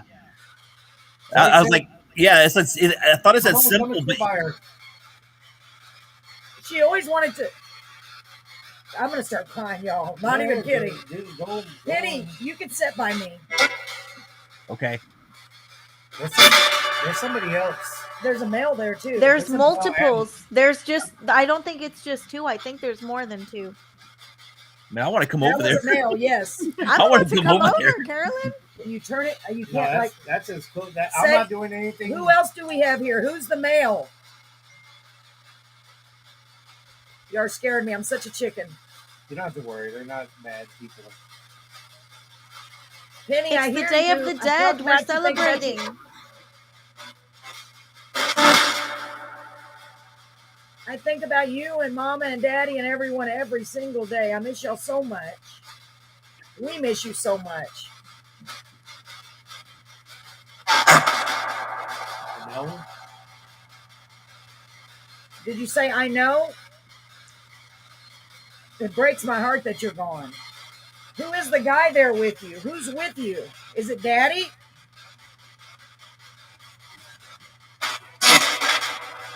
Oh my Lord. Bobby. Bobby? I don't know. It might be wrong. It sounds something like that. Bobby.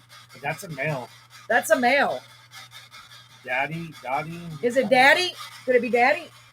Is it Daddy? Say yes. If it's Daddy, say no if it's not, please.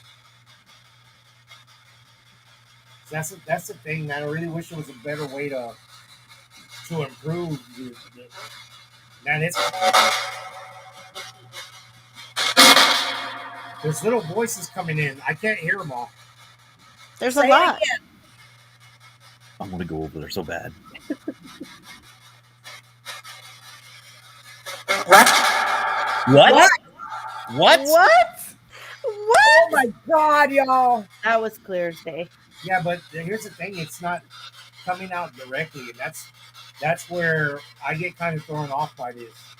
Is because what we're looking for...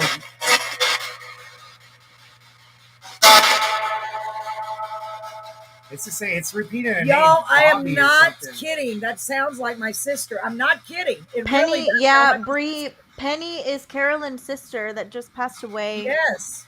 Penny is my sister. She already said her name. Rodney, it's frozen? I don't know. We're all still here.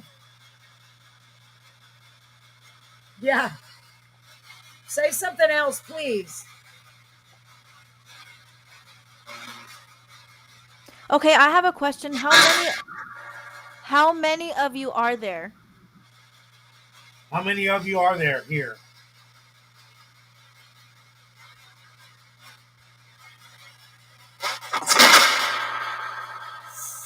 Did I hear 7?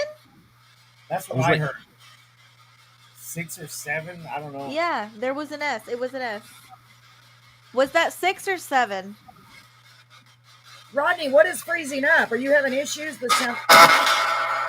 5. 5. That's what I thought I heard. 6. 6. 6. There's 6 of you in this room with us right now. Okay, Penny's here. You said yes.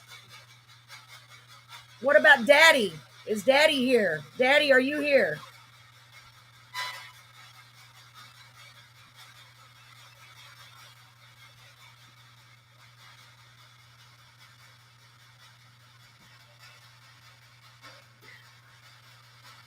Say something.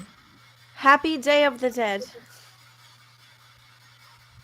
I heard a slow voice, but I can't tell what it was. Say it again. We're trying to hear you. They're just trying to reach out. Don't Penny, remember when you were alive, we would talk about this stuff. Mama, if you're here, we would always talk about this stuff. I said, after you're gone, wouldn't it be amazing if you could come and talk to me or let me know how it is? I know it's...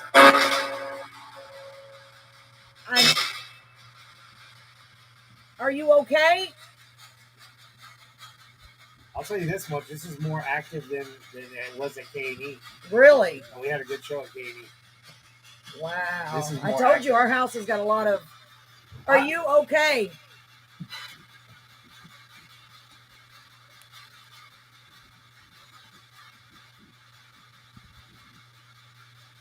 You can talk to us. Come on. I am. Rodney, we are.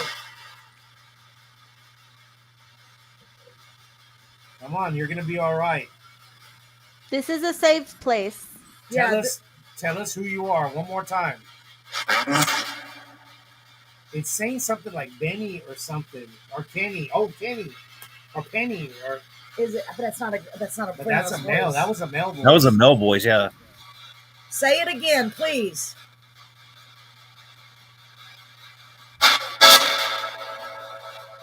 Come on, reach out. That almost sounds like a guitar string. Yeah, it does. No. It's sometimes you got to remember this thing is scanning 13 Adam says channels that a was a second. Yeah. So, Rodney, don't go out. Don't go. Faith, I don't know. This is interesting. I didn't know we were going to do this. You never know what's going to happen here on our show. This is a new show. We want to explore all avenues. Hey, do you know anybody named Benny? Benny, are you the voice that was in Carolyn's recording when she was singing outside? Yeah, are you the one? Did one of y'all make the noise on my recording a long time ago when I was on the porch? That was two. That was a. Man, what? It was definitely a male. Yeah. Can you repeat that for us? Say it again. See, there was other people living in his house. Yeah. Yeah. And for those of you like Faith, I understand you're not a fan of the Spirit Box. I'm really not either. I don't like the sound. That's why I learned how to make a Spirit Portal Box. That's what it's really called. And it's got a noise gate and another piece of a reverb pedal on it.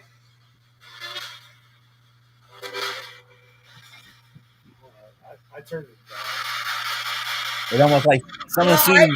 Honestly, guys, I'm having the weirdest feeling on my head. I've never had this feeling. My head right here, I can't even describe it. Honestly. Someone's singing karaoke on the other side. Maybe they Sing are. one of your songs, Carolyn. Huh? Say one of your songs. something, I'm giving up Oh. on you. Can you say? I just freaks me out so bad. I don't even know what to say. Can you say something? Tell me your name again.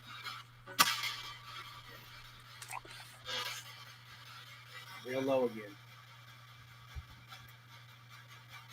So Celestin said she heard a yes in a guy's voice. And Adam says that was a male, Benny. Can y'all hear me? Who else is in the room? We have Brett. Brett is in the living room. Mike and myself are in Mama. We're in your old room. This was Mama's room.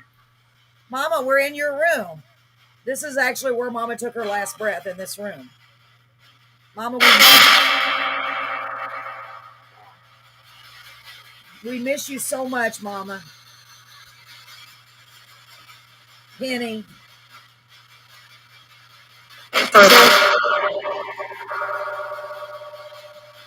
There's 6 of them. Who? Yeah, but what you're gonna notice is that since you're recording this, you can always go back and it's either slow it down, speed it up, adjust a little bit to see if you can actually get it Said clearer. she thinks she hears code. Oh, I should have put my other program on it. That would have worked. Hold on. All right, now Bree is saying They can still see you. Penny, not Benny. I'm gonna find a way to. There, I'm gonna record it with this. Amplify it. Okay, so I'm recording with Audacity Studio now as well. So if we get anything, hopefully I can go back in and dissect it and zoom in on it, right? Yeah. I don't know if I can. You should be able to. Yeah. Who's there? Who do we have here with us? Penny, is that you? What did you, okay, you want me to ask Bree?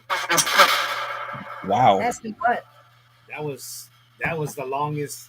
Kind of sounded like ask me what. Yeah. Yeah, that's exactly what I heard. Ask me what. What do you want me to ask, Bree? If it's a good spirit. I think so. I think the are energy you a in the good room spirit? would be negative. Yes. Yes. Yeah. Well, good. I'm glad you're visiting. And I'm glad you never scare us. You just like to play with all of our stuff sometimes. Penny, I hope you're here. I know Penny's been to my house plenty of times. So has Mama. It did just say yes. Yeah. Yeah. It did just say yes, like right after. That's like the quickest answer we've gotten too. Wow. So, God, so many things I want to ask. It's your show. So, what is it like? What is it? I don't know. I got to make it simple ansers though. Well, she's also processing too. So, bless you. Are you free of pain now? Whoa. Better. Say it again. Are you free from pain now? I'm feeling better. I think that's what it said. It's something better. Better. Better. And Bree wants me. It does that a lot. Okay, Bree wants me to ask, why are you here? But that's going to be a long answer. We won't be able to understand it, I'm afraid. This is a safe place. As long as you don't scare us. I'm a big chicken. You all know that. Anyone that knew me when they were alive knows that I was a chicken. Do you know? Oh, Baltimore's here. Do you realize that you passed away?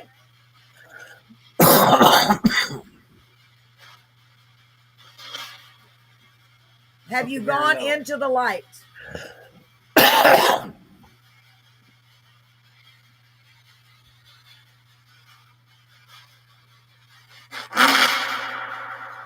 Right. I hope you went into the light. And I hope it's beautiful like I think it is. We've talked about this a lot, especially Penny. We always talk about things like this. That's what encouraged me to do this show. That was Penny. It does that. It's okay. Penny, I've got your pictures behind us. All of your Diamond Point pictures that you made, not all of them, but I wanted to put them up because I miss you so much. And I wanted to dedicate this show to you. So this show is dedicated to my sister Penny because she was full of adventure. And we were always exploring the many different sides of many different items. and things. Let me see here. Do you realize that you passed?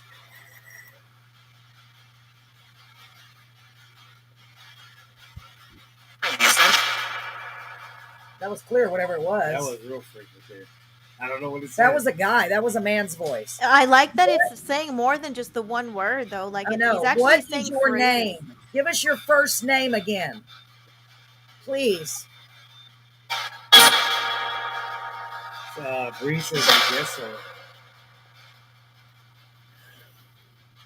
I thought it said, I think It so. said, I guess so, clear as day on my end. Oh, wow. Ah. Brett heard it.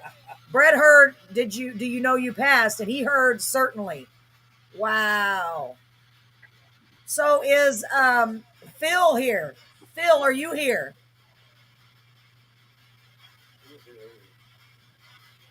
Brett said he heard you earlier. Phil is Brett's father, who passed away when Brett was 18, guys. He's the one who built this house with his own hands. And we just lost Uncle Red. Uncle Red, great guy. We miss you dearly. He helped build this house too. We miss you a lot, Uncle Red. There's a lot of different energies in that house that's being built, huh? Yeah, I had no idea. Well, we've had close. Well, the fact that we asked how many there were, and they said 6. Was it 7 at first, right? Or was it 6? I think I heard it was either 6 or 7. I thought I heard 5, 6 when it initially said it. Now that could mean 56. Yeah, that's a lot. That's a lot. My nose keeps itching, so I apologize for everybody. That's okay. Well, my head doesn't feel as bad, as weird as it did. I've never had that feeling, honestly, y'all. Yeah. Penny, are you still here? Can I hear your voice, please? Me? Oh, that's making me emotional. Y'all don't even know. That for real is Penny's voice. That is Penny's voice. Yes, you. Yes, you. I was thinking about the day on the tractor thing. Remember, Penny, beam me up, Scotty. That was one of the last things we talked about. I miss you so much. That was her, but I didn't hear what she said. We miss you so much. I still can't believe you're gone. Have you seen Mama and Grandma and Daddy? Just say yes. Just say yes. Maybe I should do one at a time. Or no. Penny, have you seen Mama? Yes or no?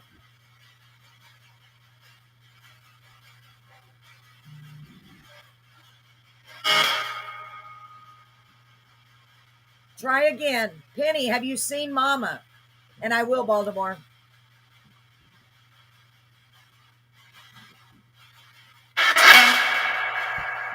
It's me. Something. I can't. Is that Mama? Is that your mom? I was going to say, you? is that your mom? Mama, are you here? We're in your room. Y'all, I just got goat chills. That's a different voice. It's the whole Mama. family. Mama, are you here? I feel you all the time. Are you here, Mama? Biba, Agnes, are you here? I'm calling out Agnes Schroeder, Biba Schroeder. Are you with us? Yes or no?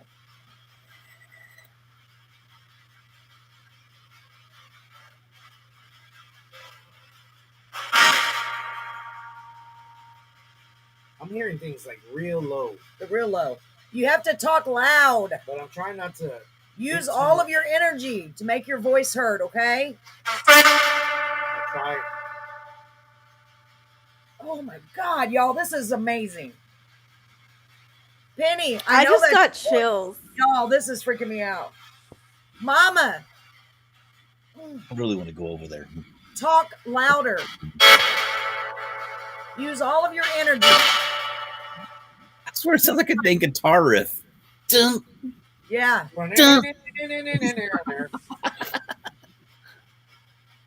Nah, I don't know. I don't know what causes that.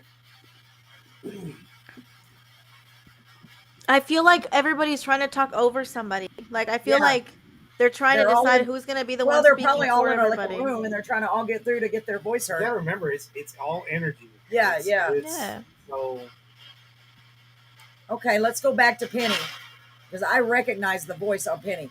Penny, do you like the show? Yes or no?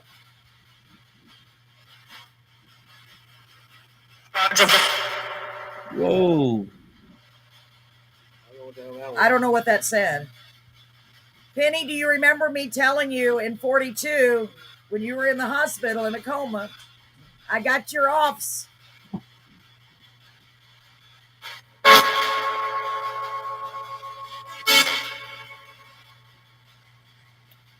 So this land that this house is on, Phil and his wife lived in a tent before the house was built. And Phil added on a room every time they had a child. And this land was actually bought. This is crazy, y'all, from Paul's grandfather. And Yeah. we had no idea. We didn't know him back then. Isn't that crazy? Wonderful when you asked about the show. You heard that, Sarah? Oh, I will say there are a few people from my spooky group that I'm a part of that are Sarah's one of them that I Awesome. Welcome, found. guys.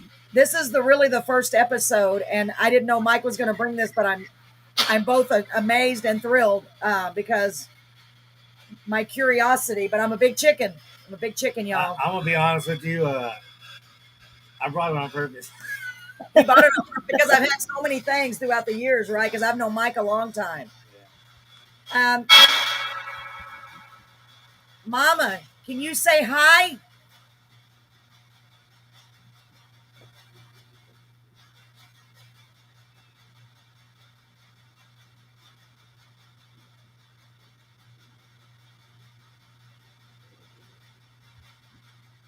Biba, say hi.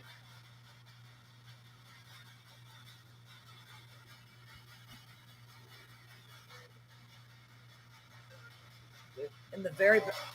I'm trying to see if maybe me putting my skin on it. Maybe so. Will amplify it. Okay, let's try this. Penny, say hi. That was Penny's voice, y'all. I'm not kidding. Oh my God, y'all don't even know. That's freaking me out. Penny, Hi, I can Penny. hear you. Hello, Huh? Penny. Hello, Penny. It's nice to meet you. Yeah, these are my friends. You remember Paul and Crystal, Penny. You met them. That's a guy. That was a man's voice. It could have been anyone. It could have been Phil. It could have been, Red has a lot of family members. Most of them have passed on. Could have been Red. Red, are you here?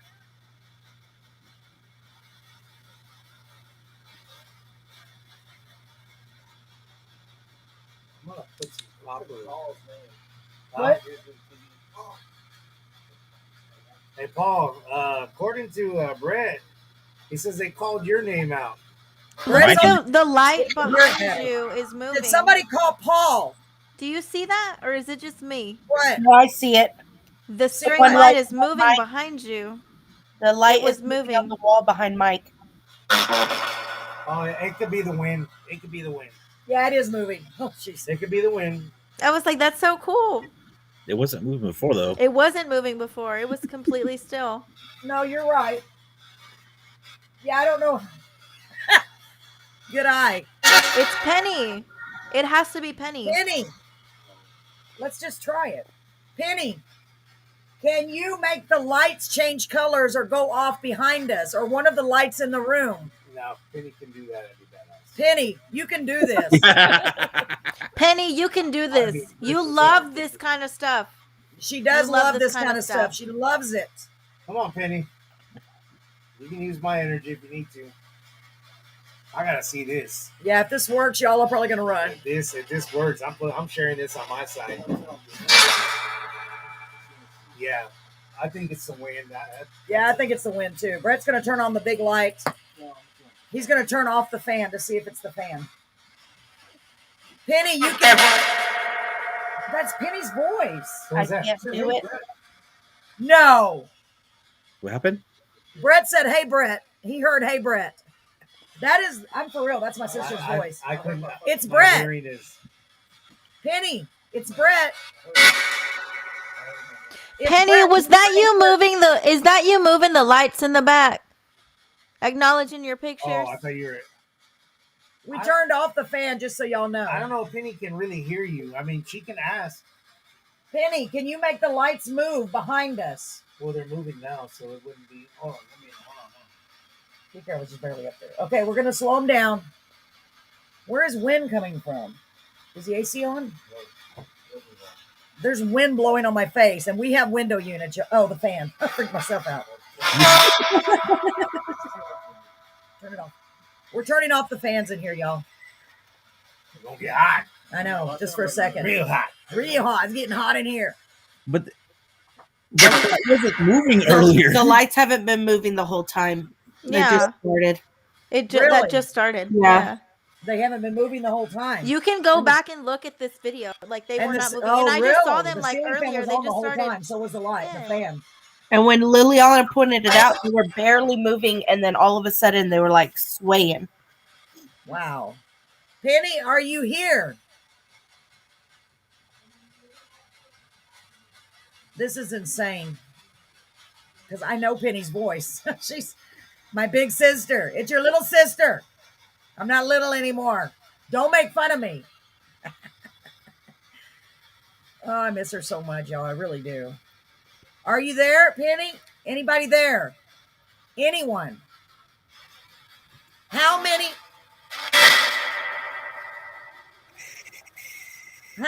are here with us now? Okay, you kind of stop moving now. Yeah, fine. No, she said it was moved. I think it says something about Brett. I think somebody's saying hi, Brett. I can't. I could Repeat. I could be wrong. Say it again. The first time I heard it. It's Brett.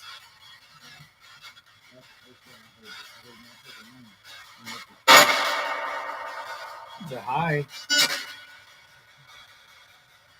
Wow. How many of you are here with us? Somebody tell me. Count. See how many people, how many spirits are there? We had 6 earlier.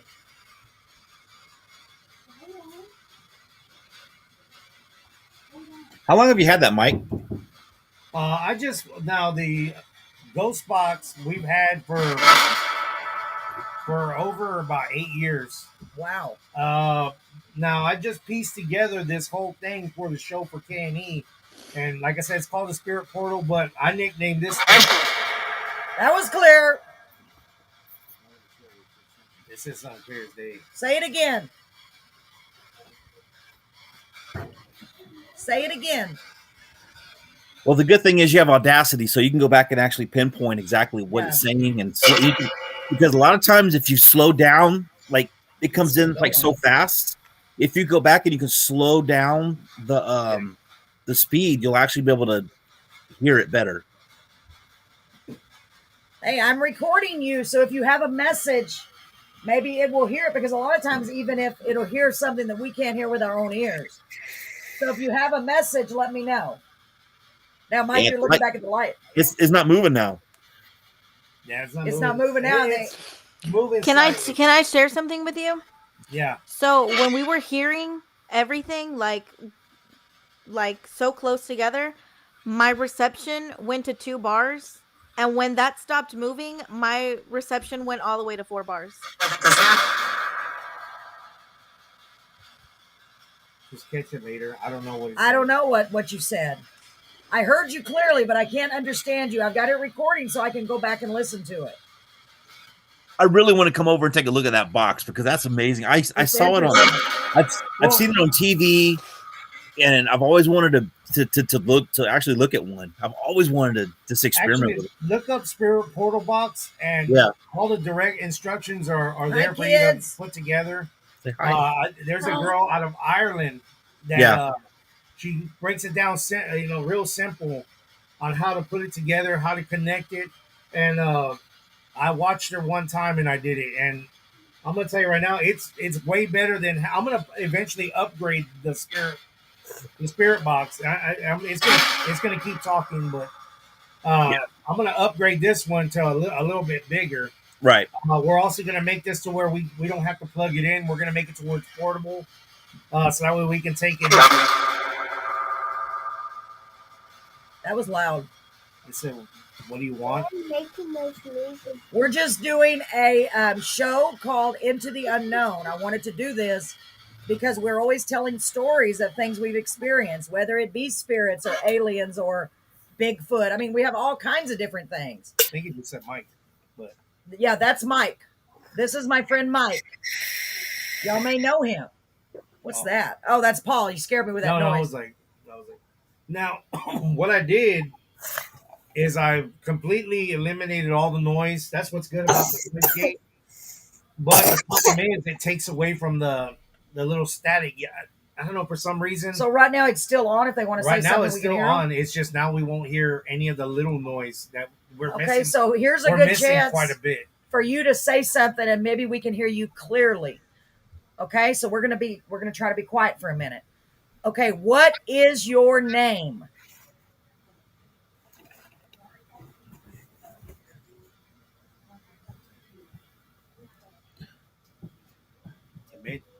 It may not be that strong. Yeah. Ask them to be loud. Yeah, be loud. Use all of your energy to come in here, and you can communicate. You can communicate with us through this box, right? So they just come over here and talk through the box. And if you talk through the box, we'll be able to hear you. Just like on all the shows we watch. So what is your name?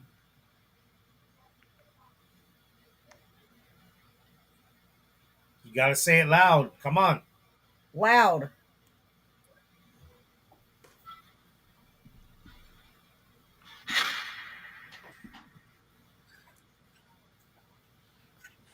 Well, I'll tell you, Jason's really interested. He's over here like, what is going on? Very interesting. Yeah. Y'all, I'm not kidding. I say it again, louder.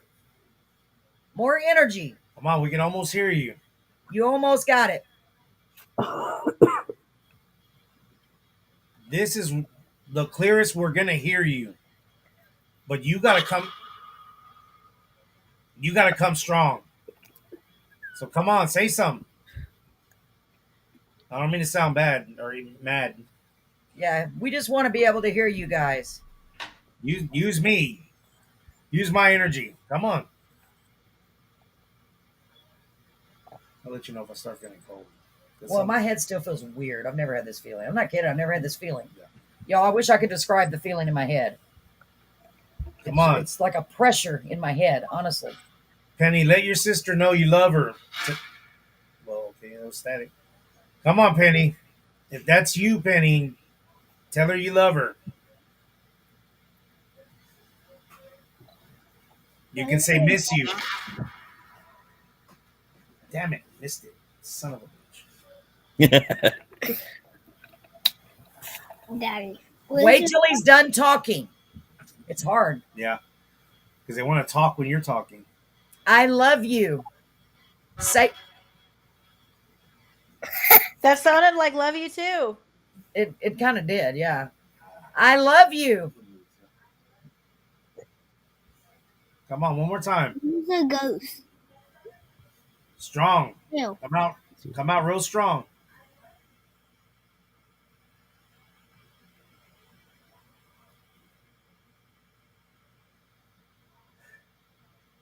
Are you there?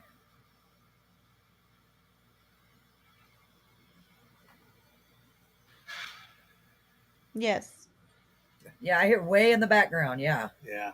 You hear it real Maybe low. turn it back up to the. I don't. That's so loud. That Yeah. it's static. I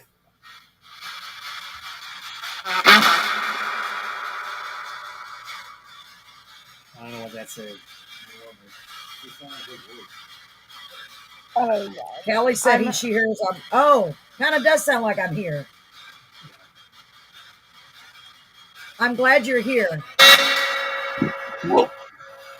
No, it's the bad time.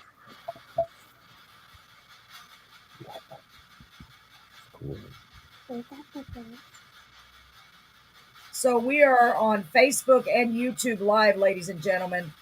And for those of us that are not here physically, but maybe spiritually, I'm so glad y'all joined us. I'm not turning it off. And yeah, in our house, you're as long as you don't scare me too bad. And Penny, I want you to know that I love you so much and I miss you so much. Mom, I miss you all. I miss you all so much. So wow. So, Y'all, Mike, I'm not kidding. My head has never felt. My head feels weird. As So soon as you start it, my head feels you, weird. you said you did the you went to K&E and you actually set this up at K&E. Yeah. What'd you pick up there? I mean, were people actually talking and Yeah, communicating? we mostly had sound spikes. Every time this one particular waitress came in, at first I thought it was just her because I'm a skeptical believer. I Yeah. try to take out everything that I think it can be before I start thinking it's a ghost. Okay, so when she walked in, I was like, all right, maybe it's her headset. Then the owner was like, hey, go take that shit off, put it in the office, put it in the office. And she's like, okay. So then we started realizing every time she was coming into the room, this thing would spike up. Mhm. And then I would wait and she would pop up and I'll be like, it's her. It keeps and then it even said at one point, hey sexy, and it said a couple of other things. I don't remember everything, but like I said, it was so entertaining that I was getting kind of bored with it. You're right. It pisses me off that I can't. This is the most talkative it's been.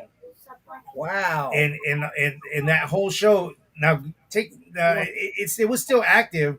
It was still we could still hear the sounds and whatnot. We could still hear the voices. We could still differentiate. And that's what's good about this noise gate and this reverb pedal is it allows it to where you can differentiate male, female, and children. Wow. And that's something that you can't do with just a regular ghost box. You just hear the static. Right. This allows it, and then it gives it that little echo feeling. So it's kind of like a mystical Let kind me of. go back. I'm sorry. I don't want to lose That's this because okay, I have it's so okay. many of these. Can y'all still see us? I've seen my ugly face all day, so I don't need to see it no more. Can y'all still see us? Yes, we I don't want to can. lose this because I tried to rename it and it won't let me. So I have like 6 of these open. I don't know which one it is. Probably this one, right? Yeah. Okay, Yeah, but it's really cool that whenever you do the ghost hunting, you actually basically you try to get rid of anything. That's not moving now. Yeah, but the fans also not going. And being a skeptical believer, that's kind of where I fall into line too, where I try to get rid of everything. Because someone was talking about orbs and stuff, and I'm just I don't like orbs. Glares.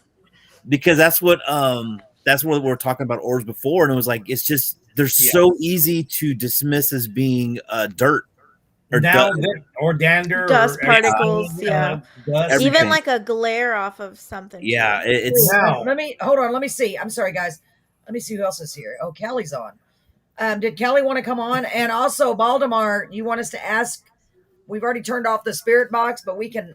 Y'all are going to end up having me so scared I won't be able to sleep at all ever. No, just it's No, they're you good shouldn't- spirits. You shouldn't be It's scared. just your of it. family. You already know they're with you. They're just communicating I'm not with you right now. This was definitely unexpected, and I am not kidding when I say I heard my sister's voice, and I know her voice. That and she said it too. She said it was Penny. Yeah, that's crazy. Don't you think that's amazing? I mean, I'm gonna bring. I guess Callie's in the waiting room. I'm gonna bring her on. She can have her camera off. I'll come on if you want me to. I'm gonna bring you on, Callie. Right now I'm bringing you on. Now, the only way we'll be able to see you is if you turn on your camera. That's up to you. So, ladies and gentlemen, this is Callie. Callie, try to say something.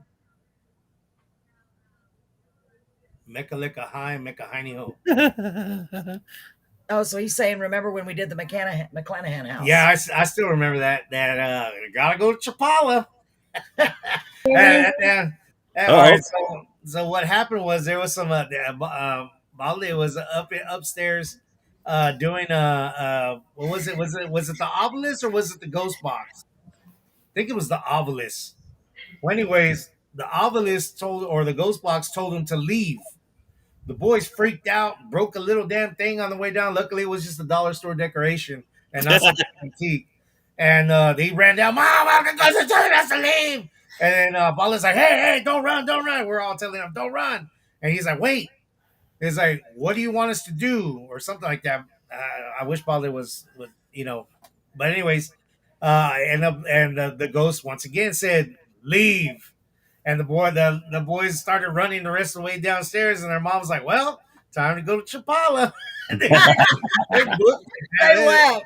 as quick as they came. They booked it, man. But Callie, I cannot hear you, so you may want to check your microphone settings. I'll put you back in the waiting room so you can get that resolved. Maybe Crystal can help you. Say something. I fixed it. Okay, good. She's here. So if you want to come on the screen, Callie, you can just turn on your camera, okay? There she is. Oh my God, for a second I thought you had like a witch cloak on. No, I'm cold. You're cold? I don't know. Yeah. Her head is feeling weird. And she's in the valley. I don't know why she's so cold. Well, I can't It's like describe 62 this degrees in feeling here.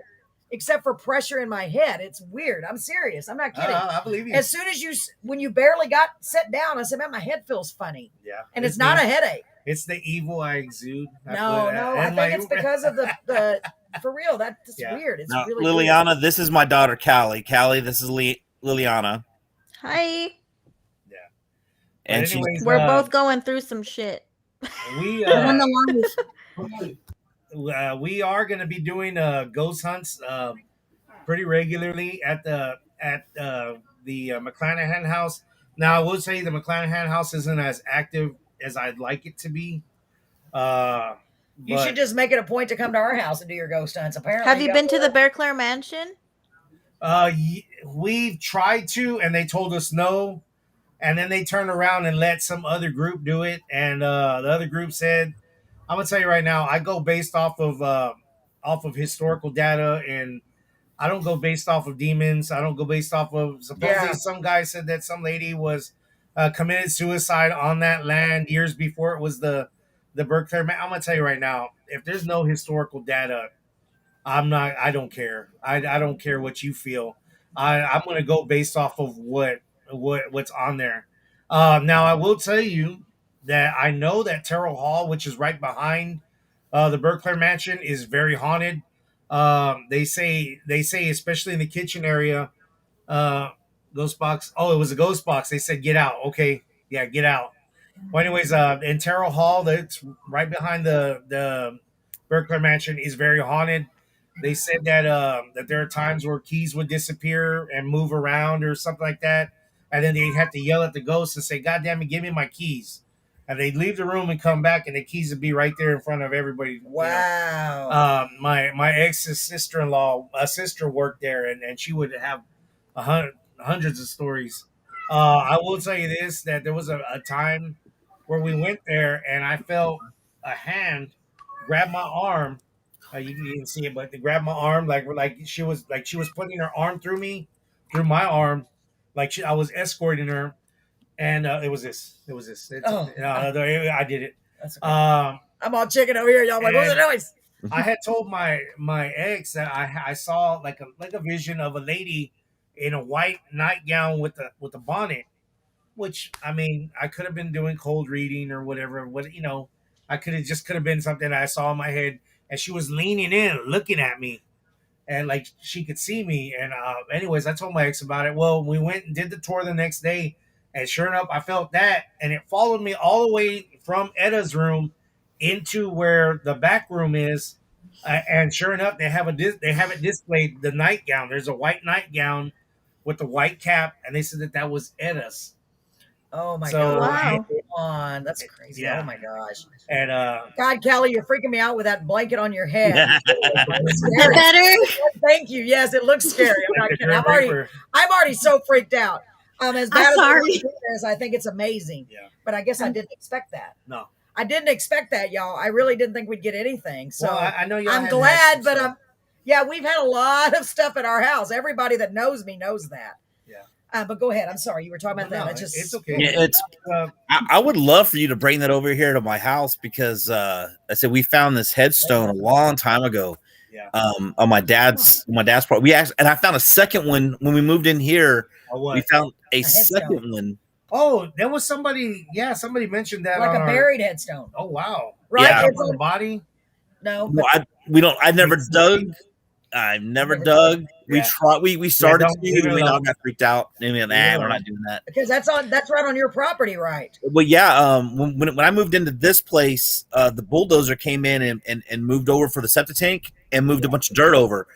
I went over there and looked, and sure enough, there's another headstone that popped up. It's just sitting there, and I was like, "Wait a minute, where did this come from?" And a lot of people saying that, yeah. So there's two on this property that we found. One of them is over where my brother Mike lives. It's right there on the fence line, and then this one is right there. I mean, it's like, God, it freaked me out because I was like, "Wait a minute, this other one." Now, if you have $2,000+ to throw away, you can hire them to come and sweep it with the radar. But it's only $2,000+. Yeah, petty cash. I wonder how many books I can sell to Hey, Yeah, well, a once lot of books. since she was reading my birth chart and it says that I'm probably gonna maybe be a celebrity one day, I will put that money. I will invest. You will invest. You're going to invest in your donations. future. Yes. I'm here being negative. No, you're not. Yeah, no, that's a lot. Hey, you didn't even hear my chart. You didn't hear my chart. Yeah, that's amazing. I'm just teasing. I'm just teasing, Lily. I'm gonna So be y'all famous know one day, each guys. other. Yeah, I know You and Lily. Lily. I Come didn't on. know. I figured you did. That's why. You should. Yeah, yeah. Because Mike, you grew up here in Beeville or no? No, I was born in Michigan, but I Okay. pretty much grew up here. I didn't. Yeah. Wow. We just Well, all know just each so other y'all from know- karaoke. Yes, I know. Yeah, for sure, Carrie. Just so y'all know, and I'm not just saying this to make the show better, my head still feels really weird. Like for real. My ears feel like they're popping. And I've never experienced that feeling. So I don't know. Maybe they're Use some still in the gum. room. And Yeah, I'm it's very strange. and I'm gonna tell you right now, my memory's not good enough. Oh, mine's to I didn't set this thing up. There's no way to manipulate it. If any of you have ever dealt with the ghost box, you know there's no way to manipulate it. There's there's supposedly like some internet apps that you can download for like at least for iPhone that have like a ghost box type thing. I have one. It doesn't work. Yeah, they suck balls. There's also other apps where it's like a Kinect's camera and you can like flash it around the room and see if you get a body. I'm gonna tell you right now, I don't trust any of that crap. Yeah, I see some of that stuff sometimes It's on TV. buyer beware. Yeah. You're Did on y'all your see own. how the Teslas can detect like ghosts or whatever You know in what? cemeteries? And I'm gonna tell you right now, I think there might be something to that. I Well, don't know. this is somebody that worked for Tesla said that they can detect the bodies 6 feet under. So a lot of the times the ghosts you're seeing is just that they detect that there's a body in the ground there. Yeah, but these bodies are walking. I mean, have you actually watched those videos? You can see the legs moving and everything. Mm-hmm. So I don't think it's a body 6 feet under. I think it could be a spirit, Like an energy. Yeah. I don't know. I don't understand how this shit works either. It's all I know is that it's amazing. Spirits are energy, and that's all we're working off of. It's measurable energy. And guys, the crazy thing is, I really, honestly, I promise you guys, you're my friend. I wouldn't lie to y'all.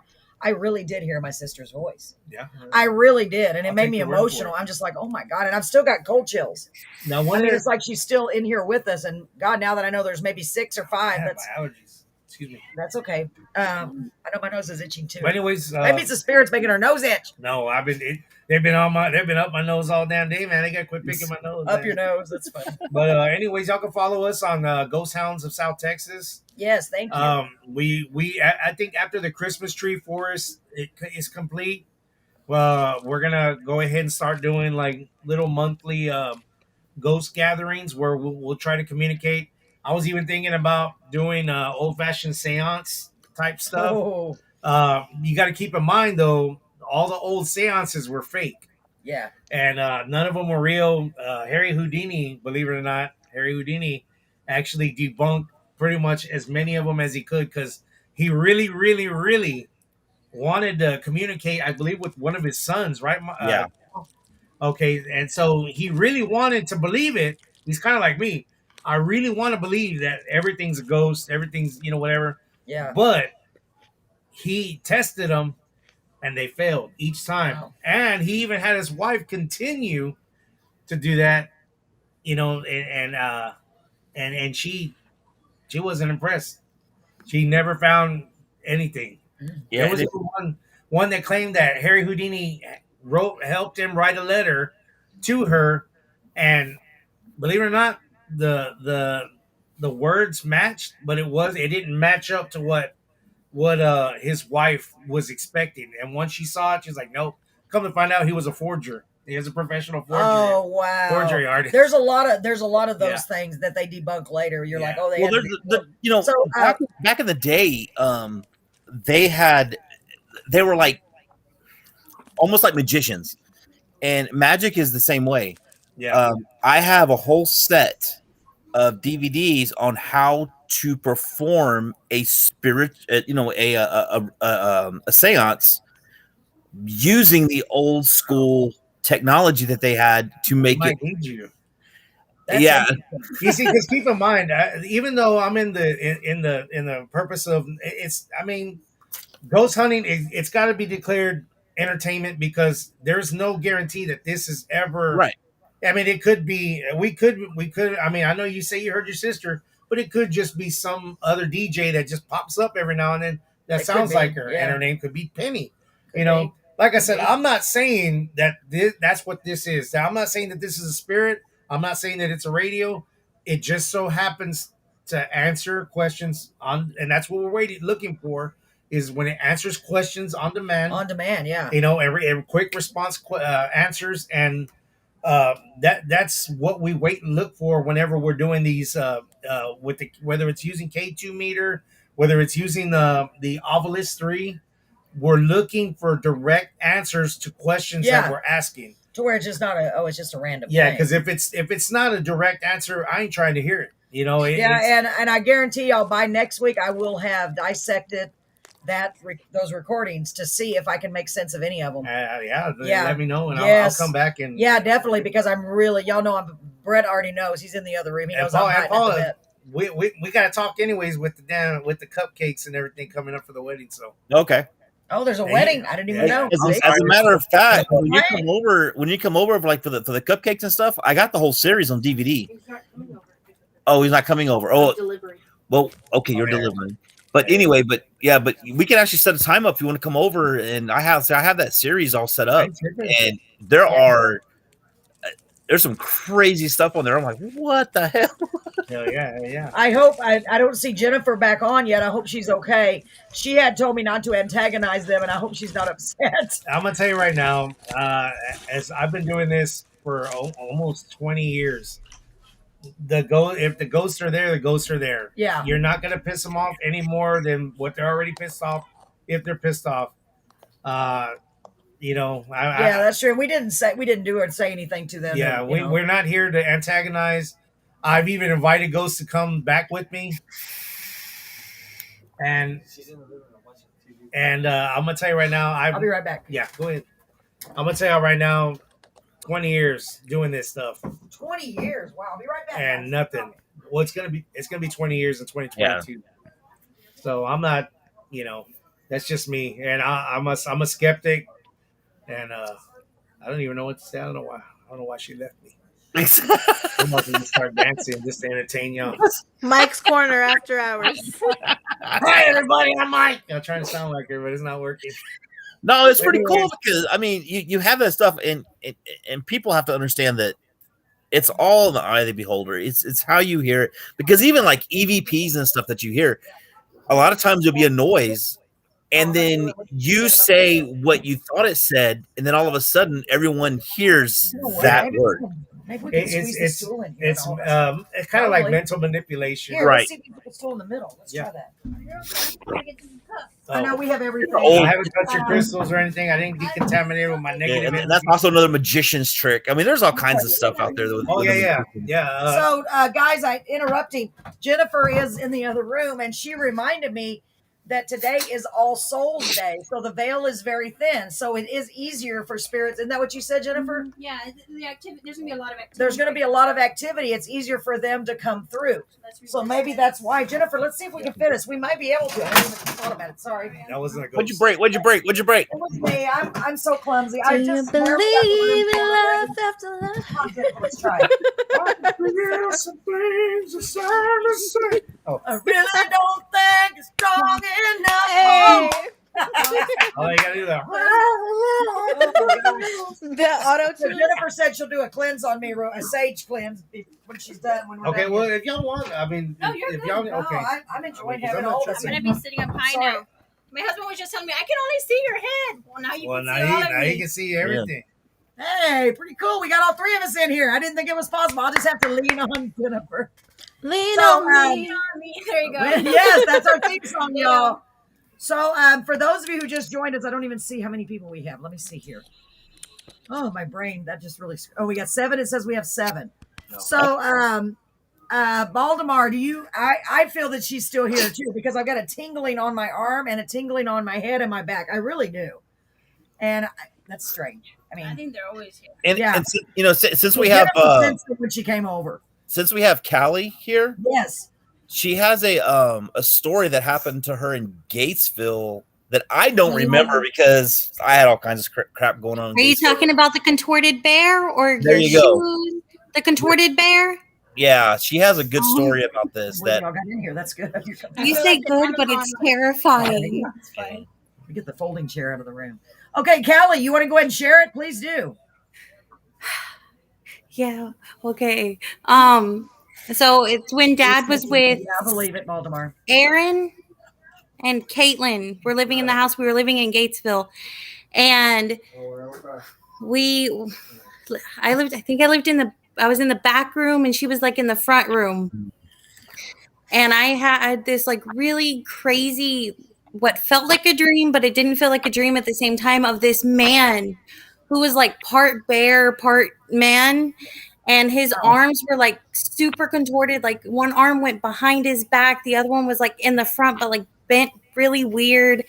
And he was like walking towards me in this really weird, like, have you seen Silent Hill? How the nurses move when you make sound? That's how he was walking. And I thought it was just a nightmare.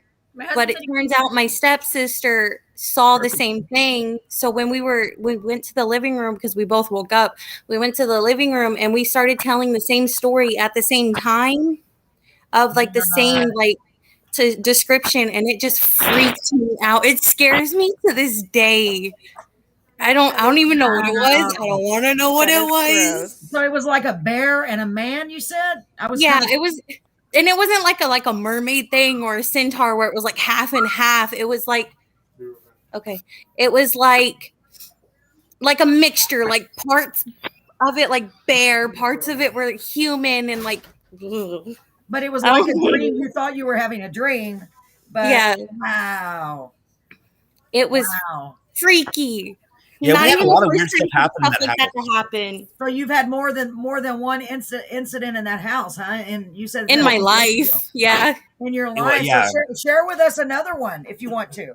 When I was one of your top ones that you think was like, whoa, Skinwalker. Baldemar said that might have been a Skinwalker. Let's see, but I didn't need to know that. Native American, and I know that the Skinwalkers are very much in their culture, right? Is that the best way to put it? So, Baltimore, by the way, if you want to come on the screen, you can. But I see that you're commenting here, so that's great too. So, Callie, go ahead and share another one if you like, if you want to. I mean, there's a lot. There's one when I was like little in the same town. I think it was in the first house in Gatesville. I was like sleeping, but then I felt like there was a box around me. And somebody kept filling it up with smoke, but not like smoke, like cigarette smoke. So I was trapped in a box with cigarette smoke, and there was a man, an old man, sitting in the corner of my room just staring at me, and like had like this creepy like truth or dare grin. I don't know if y'all have seen that, but the one that goes, like, yeah, Dad's face. That kind of grin.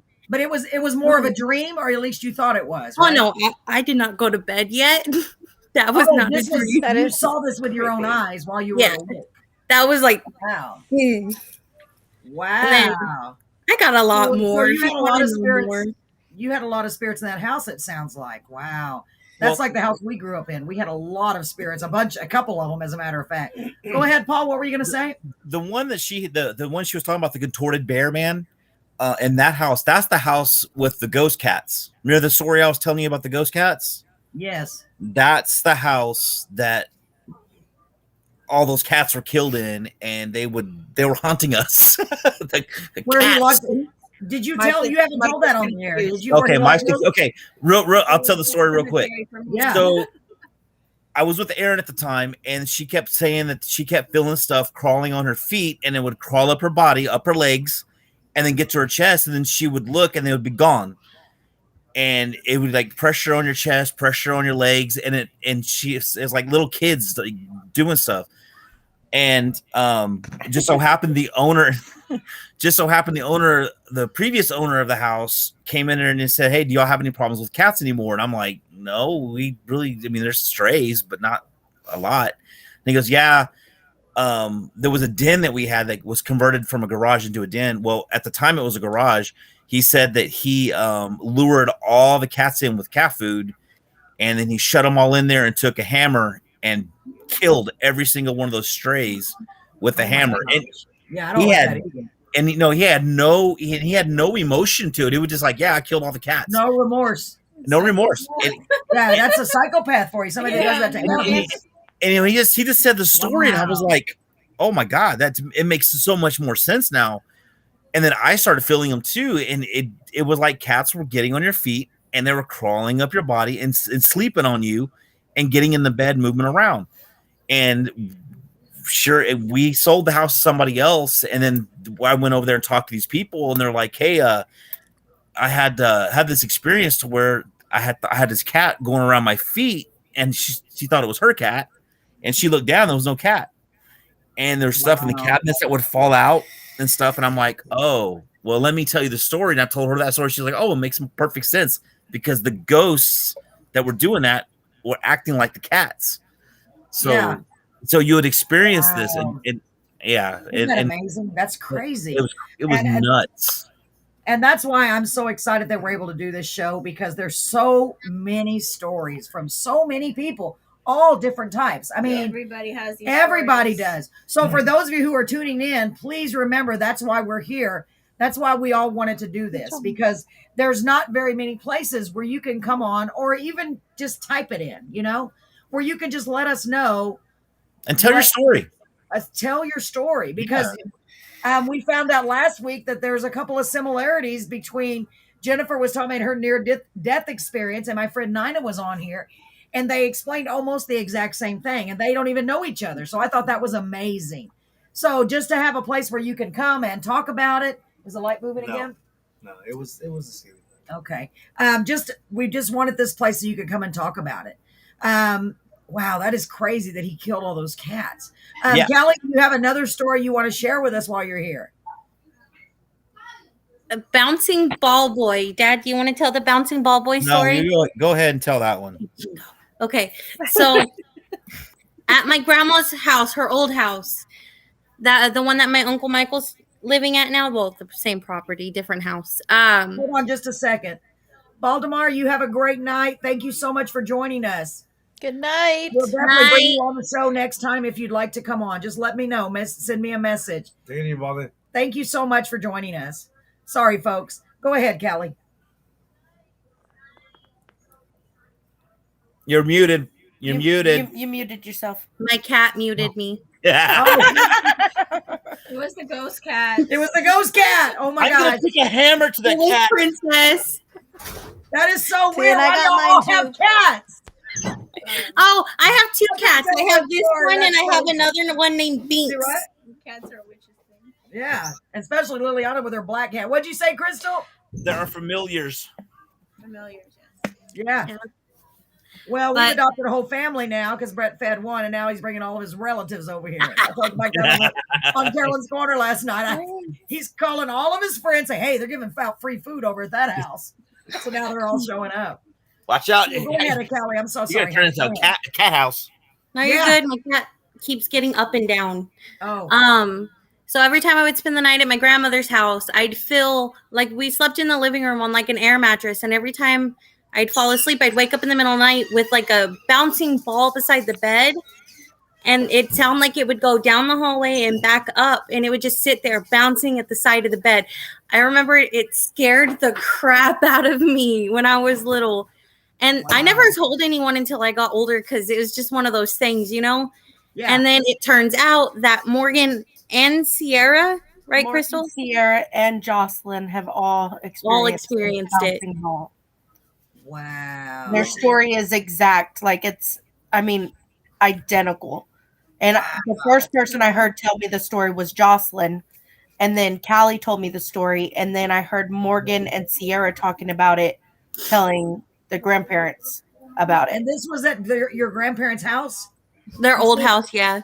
The old house. Okay. That was the house that Mike when me and Paul first got together, where I was getting the scratches all over me. It's that house. No, another Mike. Oh. Sorry. I'm sorry. He's like, me? No. I don't want No, my brother Mike. I don't care. I haven't experienced nothing. Wow. Mike's like, I don't remember that. We have several Mikes. Yeah. I thought we were in the house that somebody had taken themselves out in, but it wasn't. It was down the block. Oh, good. Yeah. I wouldn't be able to sleep if that was the case. I wouldn't, but he was a good dude. I knew him. He was I don't want to. Yeah. No, I understand. Yeah, but no, we didn't get his house. Wow. Well, that's good. I wouldn't want to be in a house that had that happen necessarily. So, so let's see. Callie, you shared a couple of stories. Liliana, do you want to share a quick story? Where it's already 10:30 almost. Night's gone by really fast. And then Paul, I'll give y'all a chance too. I had a few. I supposed to finish your chart. Oh, she still needs to finish your chart. Well, I'll go ahead and go. Okay, well, guys, I'm so sorry. Lily, go ahead and look that up. We're going to switch people here. I'm going to have this better next week, I promise. Yeah. I'll scoot this. Well, I'll get my computer working.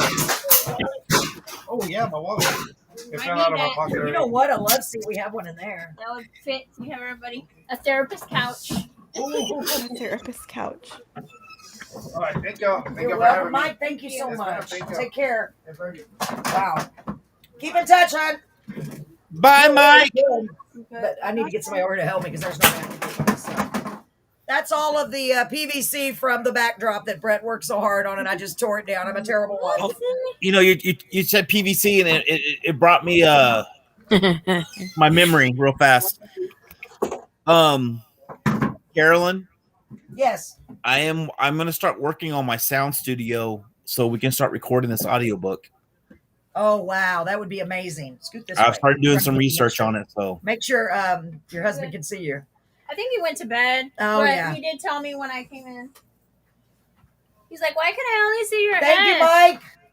I'm like, because the chair's low. I don't know. Yeah, I need to fix this up. You know what? Maybe a love seat would be better. Like, you see me every day. But our what love you seat need to only see me holds on two TV people. for? Somebody would be in the little hump. If you do a futon. Yeah, but I don't want to go buy a futon right now. I've already got 3 couches in the living room. It'd be silly. You know what I'm saying? If anybody has a futon they'd like to donate to the Carolyn's Corner world, I will be glad to take it. I'm not going to buy anything. You should have told me. I gave one away like a year ago. Well, we have plenty of couches. It's just a matter of trying to get them in here. I have a queen size bed draped across the room right now, standing up. I just need to be a big girl and use my own computer. No, I wouldn't. No, I'm glad you're here, girl, because I would not be in here by myself. There's no way. Somebody needs to be here with me. I'm too chicken, especially after tonight. So go ahead. She's going to go ahead and complete that chart. I'll be right back. I'm listening. I'll be right back, guys. Are we in the middle of a story? No, I'm looking for one, but there's like so many. I have like 122 comments on this one post I made. So the stories are endless. My face. There's going to be a lot of, like I said, I wasn't surprised to see the activity. The veil is still super, super thin. A lot's going to come through. Like right now, it's really, really hard. I have a few people in my classmates that are mediums. It is so hard for people that convey spirit like that. When they can get through, they just don't stop. There's a lot of messages coming through. I know my brother, my youngest brother, he can talk to them, like just outright, like a person.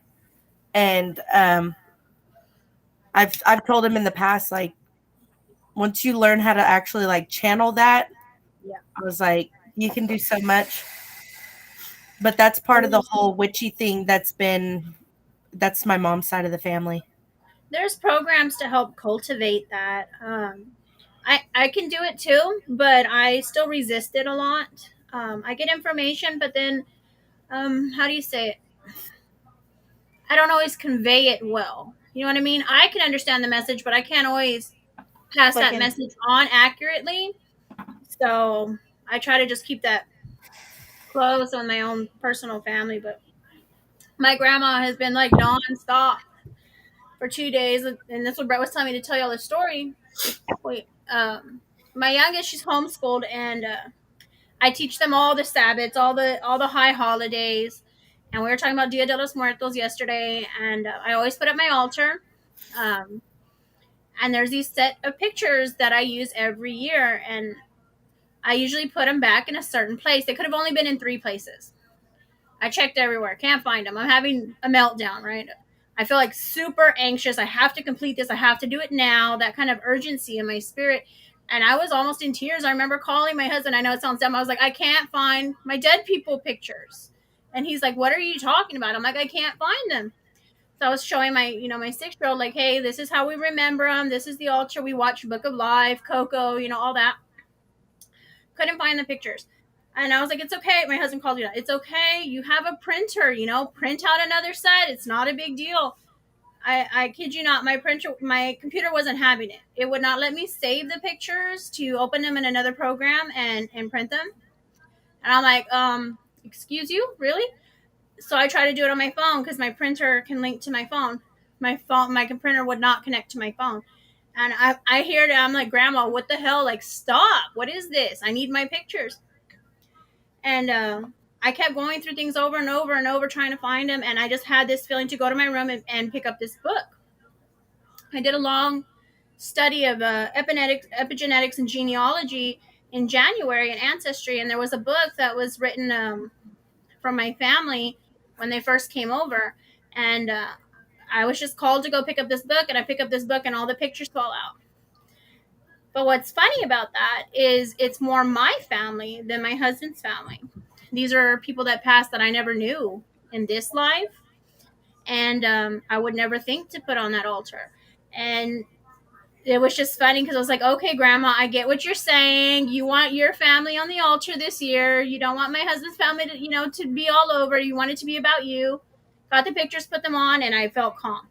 I was fine after that. And I was like, how can I not find them? Computer don't work. Printer don't work. Like, what's happening? Well, Grandma quit. Stop. She was a prankster in life, and she's definitely a prankster on the other side. But a lot of messages coming in, a lot of spirit. So I think we were in the middle of a story. That was my little story. I can read this out loud really quick because this girl, Brianna Wright, gave me permission to share her story. She said, but the creepiest thing, she says, I believe I was in 5th grade. We lived in a 3-bedroom house. Their master bed was originally the porch that the owner closed in to make a large room. My room was the second largest, but still pretty small. I had a bunk bed and the bottom bed folded up into a couch. Right across, I had a small vanity that was attached to the wall where I got ready for school in the morning. I would always see a man sitting on the couch part of my bunk bed, but when I turned, he was never there. It started to get more and more weird. I felt like when I was laying in bed, the top bunk bed, I would feel like someone was watching me. He tickled my feet a few times, and I would pull the covers off of me. I started to get uncomfortable and told my mom. She never questioned me on what I saw. We have a few family members who are gifted and can see the unexplained, including myself. She started looking into the history of the house. The previous owners, before the ones we rented from, had the house for 10 plus years. Apparently, the wife left the husband because he was suspected of sexual assault of children, and lots of photos of kids were found. Before he was actually charged, he hung himself in the closet of the master bedroom. But because the people we rented from added on to the house, it was my room he hung himself in. We moved out a few short weeks later. That's heavy. Oh my gosh. God, that's deep. Yeah. I just saw a comment from Sarah. Did you already respond? I did not. No. Yes, this is our first installment. We plan to do this every week, every Tuesday night at 8 o'clock, Sarah. So please tune in. Please tell all of your friends. You never know what stories you're going to hear, what you're going to hear. All that I ask, if you want to share a story, which we'd love, is that they're true to the best of your knowledge. Yeah. Okay, so we don't want to be, spreading stories that aren't true. And it can be anything that's unexplained, whether it be paranormal, whether it be Aliens, UFOs, Bigfoot. Bigfoot. I mean, you name it, anything. Okay. So thank you. And yes, we'd love to have you every single week. Spread the word for us. Go ahead, Liliana. I'm so sorry. No, that was my story. I just shared the one. There's like 120 messages, like comments on that thing. So that is, yeah. Thank you. So I wanted to tell you guys, in addition to being on YouTube, you can also view on Facebook. Excuse me. You can also view our show on YouTube. And what Brett is doing right now is he is streaming onto the TV through YouTube. And so we're on the big giant screen. So that is another option. And it is really, really cool. I'm telling you, it's really cool. Super clear. So if there's two of you, like Paul and Crystal, for example, one of you could use your device to go onto the Facebook. So you could come online and the other one could go on YouTube on the TV or whatever. You know what I mean? Just a thought. We wanted to make you, as comfortable as possible. So there's lots of different ways that you can view this show.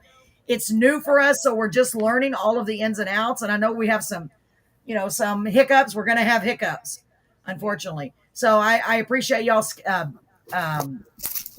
be patient with us, because we want to explore all types of different things. Like the gentleman we had here earlier, he has done a lot of ghost hunting for 20 years. And then we have Baldemar joining us via Messenger.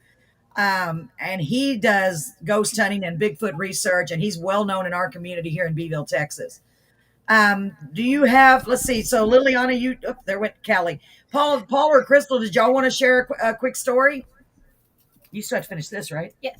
Oh, okay. But I just want to make sure everybody got Yeah, I know. There's so many things we want to talk about. No, I can share next time. You can share next time? Okay, and Paul, are you okay? Do you have anything to share right this minute, or you want to wait? I mean, I don't need to feel like that. I'm going to touch back on the headstones that I found. Okay. Yeah, that was interesting. Very interesting.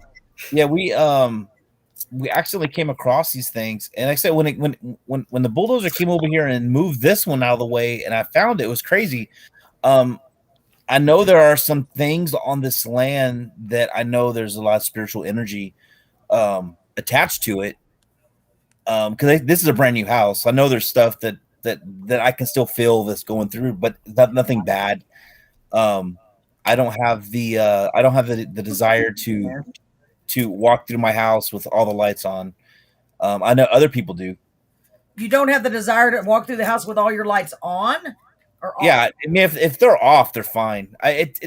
Because normally when people get scared, like they have all the lights on. Oh, I got you. I actually have the lights on here and lights off and still walk through the house. Oh, so I misunderstood what you were saying. Okay. Yeah, I know. I'm probably not even talking right. So it's in my head, it sounds wonderful. I have that problem too. But as soon as it comes out of my mouth, it's like I have foot and mouth disease. No, I see what you're saying, Paul. Then the tree climbed the cat. Yes. And the tree climbed the cat.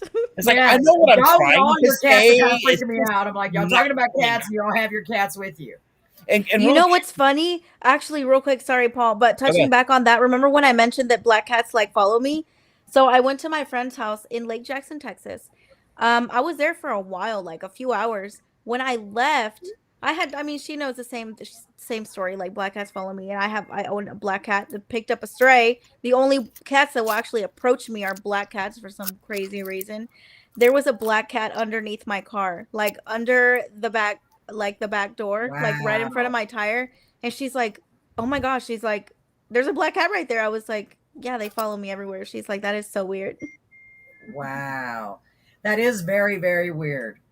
Well, I know Jennifer she would like to finish up your, what do you call it? Your reading. Is that how you refer to it? Yeah, it's a natal chart reading. Liliana's reading. Deep psyche and yeah, this is Liliana's. If you'd like, go ahead and tell them real quick again how they can get their own reading from you if they'd like to do that. These. I'll put my contact information on Carolyn's page again. I can go into different depths. This is a very in-depth one. I charge $40 for these. Again, I'm not a professional astrologer. I do know a lot, but I don't know everything. I can get you to a certain depth.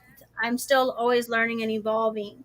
But it really, to me, it's something nice to have in your pocket. You know what your strengths are, you know what your weaknesses are, you know what your challenges are, you know how to overcome what's coming, and it's a good tool to have. I do the natal chart readings, I do tarot readings, I do oracle readings, I do rune readings, I do crystal healing. I mean, you name it, I can do it. I cleanse houses, all the things. So, like, I'm the resident witch here on Into the Unknown.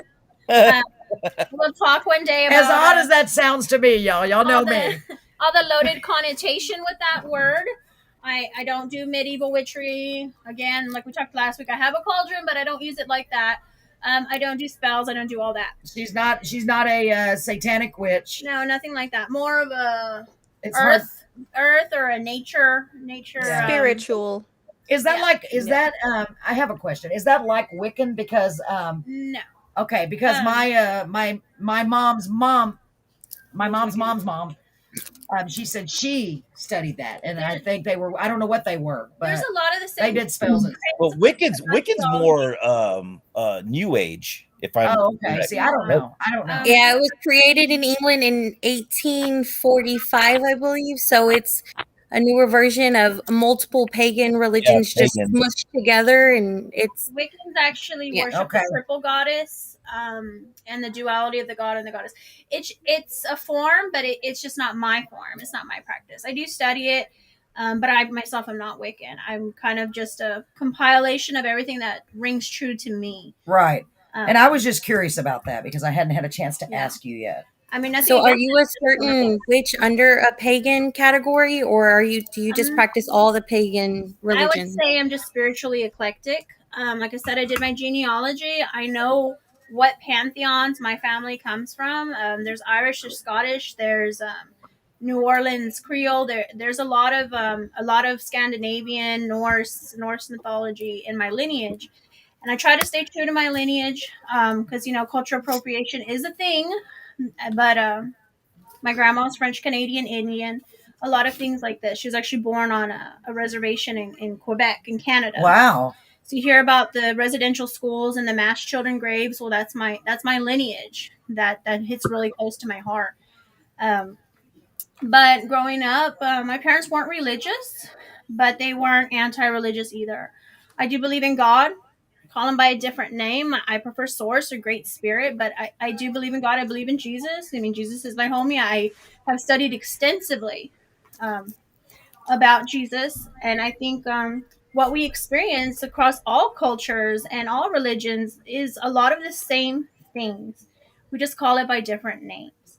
Right. If you know the Bible story, all the fun little Bible stories from Sunday church or Sunday school, where they talk about the Tower of Babel. And all these tribes are on the Tower of Babel, and they're trying to communicate. And I don't remember the reason right now, but it is struck with lightning, and the 12 tribes start speaking different languages. Yes. Because for whatever reason, they don't want them to communicate. So I believe that's a lens I look through, not directly, but I think that the different tribes, we're all experiencing the same things. We just call it by a different name. And I find that true. I like to, what I imagine is taking I study religious and historical studies. I take it all like in a big sift, I put Christianity in there. I put Catholicism in there. I put all of it in there, Muslim and all these things, put them all in a cauldron and just sift it out and see what is true amongst the board, like across the line. Because there's fundamental truths that fit into all religions. Like, words are powerful. You can speak life or death, that goes through all timelines. I think there's fundamental truths when you really just shake everything out. Yeah. And that's just kind of where I stand. And Sarah has a question. She says, how would you describe someone who could feel things? Like, you get these feelings about things and they turn out to be true. That sounds similar to what I have happened with my dreams, but I don't know if it's the same. If it's feeling, it's clairsentience. It's a psychic gift. Clairsentience is with feeling. Carolyn, her primary gift is claircognizance. It's a knowing. You just know. You don't know how you know, but you know. Mm-hmm. It's a spiritual gift. There's many clair gifts. Does that answer your question, Sarah? Thank you for that great question. Folks, if you have any questions, type them into the chat, and we do see them, so we will respond as soon as quickly as we can. So Jennifer, go ahead. Go ahead and continue what you were saying. I'll just give you my little disclaimer. And, no, and I know good. I say witch, and you know, it took me a long time to be at peace with the word witch, because witch has so much negative connotation. You think of medieval witches and all these things. That's not what it means. When you take witch to its base origins, it means wise woman. Oh, okay. That's what it really means all the way deep down when you strip everything away. Yeah, we're all crazy here. We're all crazy here. Claire's sentient. Yeah, do some Googling. Well, is that like if you get the feeling? Because I've had that lots of times where I'll just tell Brett, I've got a bad feeling, and he learns to listen to me now, and I never know what it is exactly. Is that what you experience? Kind of, you're like, I'm right. I just know it. Thank you for the yeah. It's interesting, and I thought for a while that it was just me being crazy, but no, because it's always come to pass. Something always. Yeah, and I will say, or whatever. Everybody is spiritually gifted in some way, right? It's not exclusive to anybody. It's like your intuition. You don't have to be chosen. Don't fall for that crap. Everybody is gifted. It's just at the level of which you're open to it, open to receiving it, open to acknowledging it. I believe there's 5, clear senses, and I believe, you have a primary, a secondary, and a tertiary, but everybody can tap into that. You just have to train. It's like a muscle. Your intuition is a muscle. Right. You have to work it, and the more you work it out, the more it works. I've been on this path for a couple years, like we were talking about earlier, the Saturn return, and this is where I fell. I was very, very sick. I was walking with a cane. I couldn't walk. I walked with a cane. Oh, wow, really? Yeah. I didn't realize that. It just came up in my memories. Halloween 2 years ago, I was taking my kids trick-or-treating, and I blew out the little stopper on the bottom of my cane, and I remembered, I was like, you know what, I used to walk with a cane. I was on 15 to 18 pills a day. I was extremely sick. I was at my breaking point, and I needed answers. And religion could only give me so much.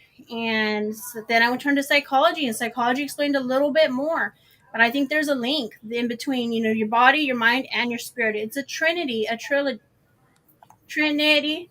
both work. And I really feel that if one area of those 3 is hurting, the other sides will suffer. Like if my faith is lacking, I'm going to feel that in my body. I'm going to feel that in my spirit, in my mind. It always has to be balanced. I believe that's a missing connection. You have to look at health for all 3 aspects. Wow, Ashley, I see your comments. I forgot you're there with Callie. That is crazy. With Callie? No. Wait a minute. I'm in the valley. Ashley, where is Ashley? With us. She's what? I'm sorry. She's with us. She's with you. So, okay. I'm getting mixed up on who's who. I'm so sorry. So Ashley just wrote, I'm sorry, Jennifer, but let's read it because I always try to acknowledge. Ashley said there was this one day she was driving and Callie was with me. I was driving under a bridge and I swear someone jumped off the bridge and landed on the hood of my car, except when I looked back, no one was there. I can tell you exactly what the guy was wearing and what he looked like. It was a crazy drive. A couple of other weird things happened on the drive after that one incident. Wow. Ashley, I remember that. That's insane. I bet. Oh my gosh, that would freak me out so bad. Let me close that out. See, and I love listening to those, but I want to the way I'm trained. I want to know what time of year was that? Yes. Where was your mindset at during that time?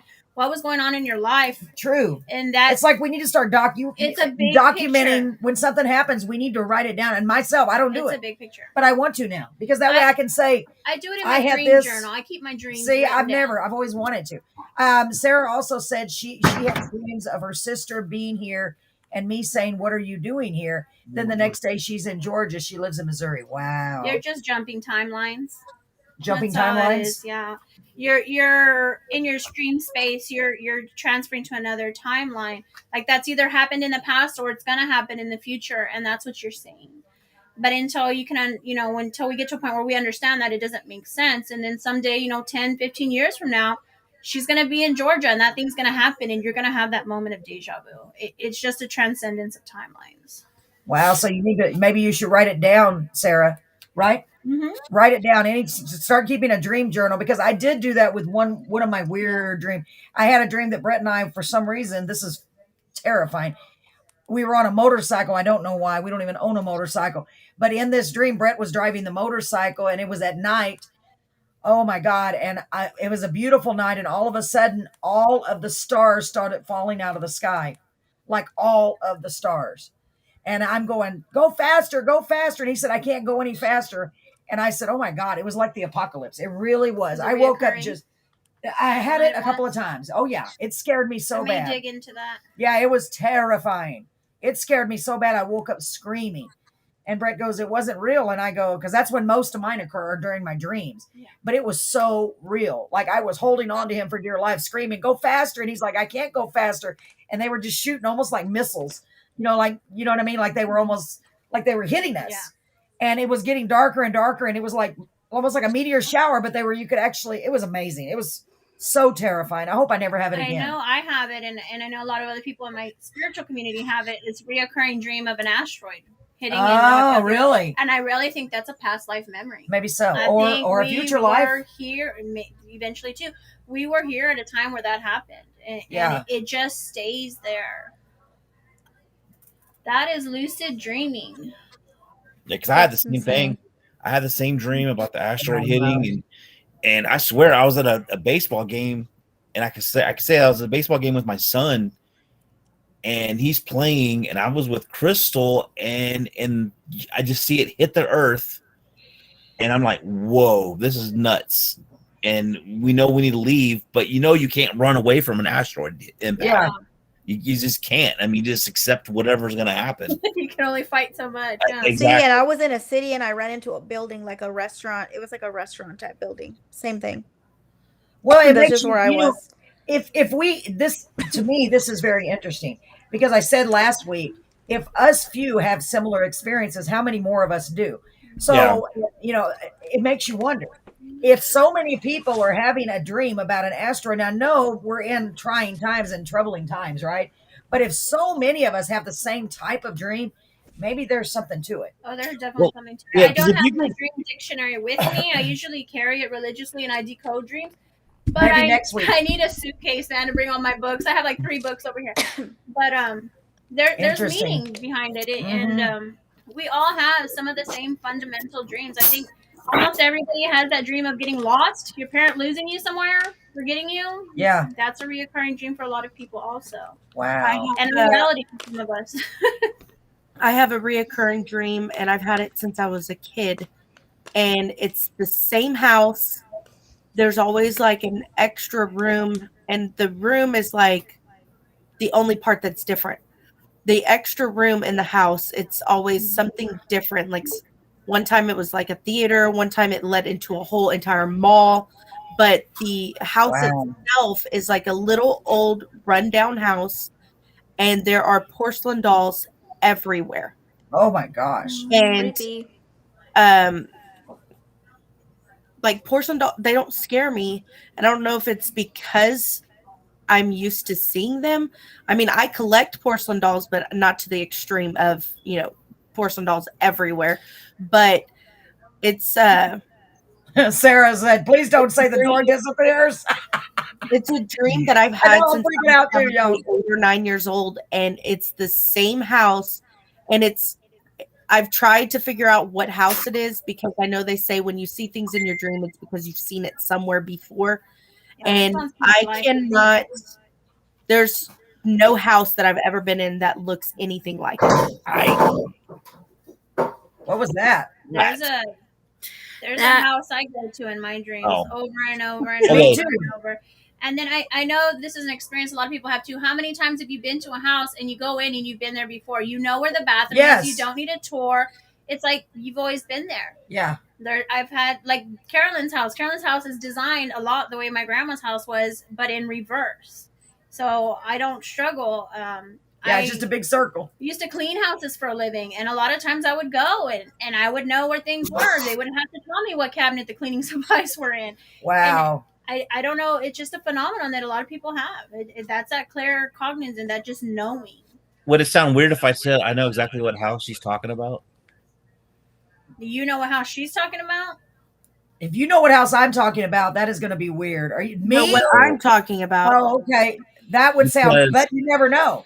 there's a house Because I don't think I've ever told him no, you didn't. details or No. anything about It's this funny because dream. you said that, and there was a house in Beeville. I'm gonna smoke a cigarette and not inhale That- because this is making that we had a friend of mine, her grandmother had porcelain dolls all over the house.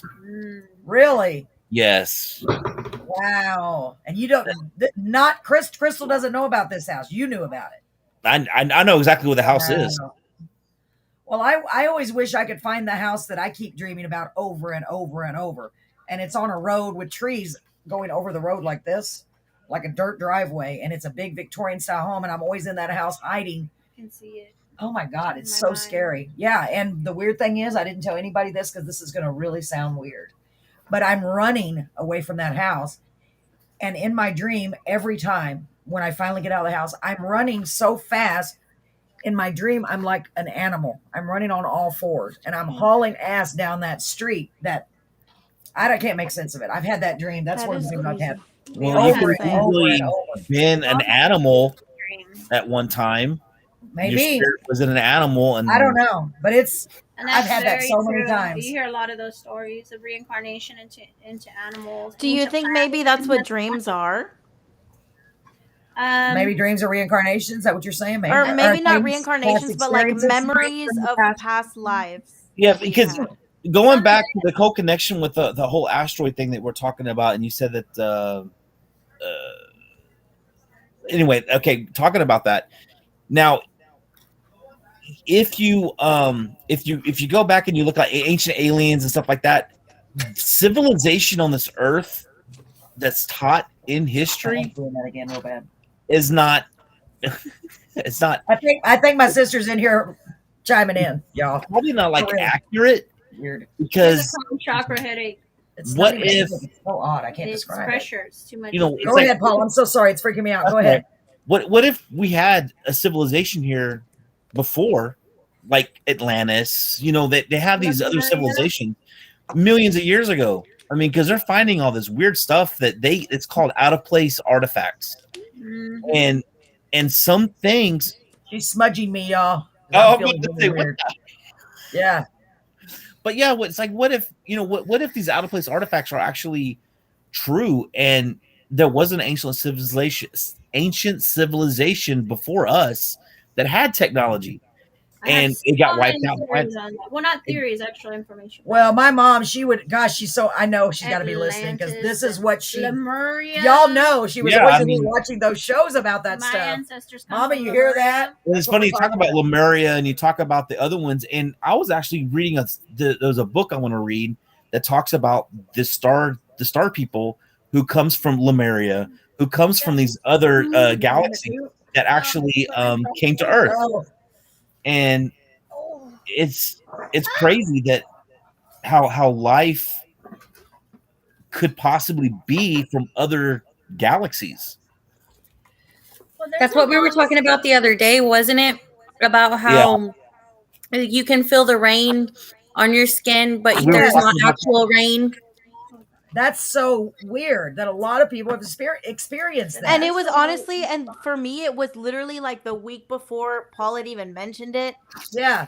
And I was like, that's weird because I was thinking about it like through my pants. Like I could feel it on my skin and I would look like I didn't have anything leaning on my leg or nothing. It was just random inside the car. I would feel random little like drops of water and my skin would feel wet and cold. Donovan, and I'm like, welcome back. Hi, Donovan. I don't know if you were here the on? whole time, but I'm glad you're here. We don't have a lot of time, but we can do a little story time because what you're talking about, I find to be very true, and it's very prevalent in the spiritual community about starseed lineage. I don't know if you've ever heard of the Anunnaki. Oh yeah. Okay, they came to our planet because our planet has the most like concentration of gold. Yes. And gold was very valuable, and they needed gold for their technology to save themselves. But they got here and they said, you know what, this shit's hard. This earth is hard, and this is hard to get it out of the ground. And they created a slave race to mine it, and that's where we came from. Right. And that's where you get the hybrids, and the hybrids are more what you see in mythology as gods and goddesses, and all that. but that's where we came from. There was 2 continents, and in the I might have this wrong. I think it's the Pacific Ocean was the continent of Mu. It's Mu, and that's Lemuria. And then you had the other, I don't remember the name, but there's another continent that was Atlantis. And they had amazing technology. If you look now at the pyramids, they are sound healing chambers.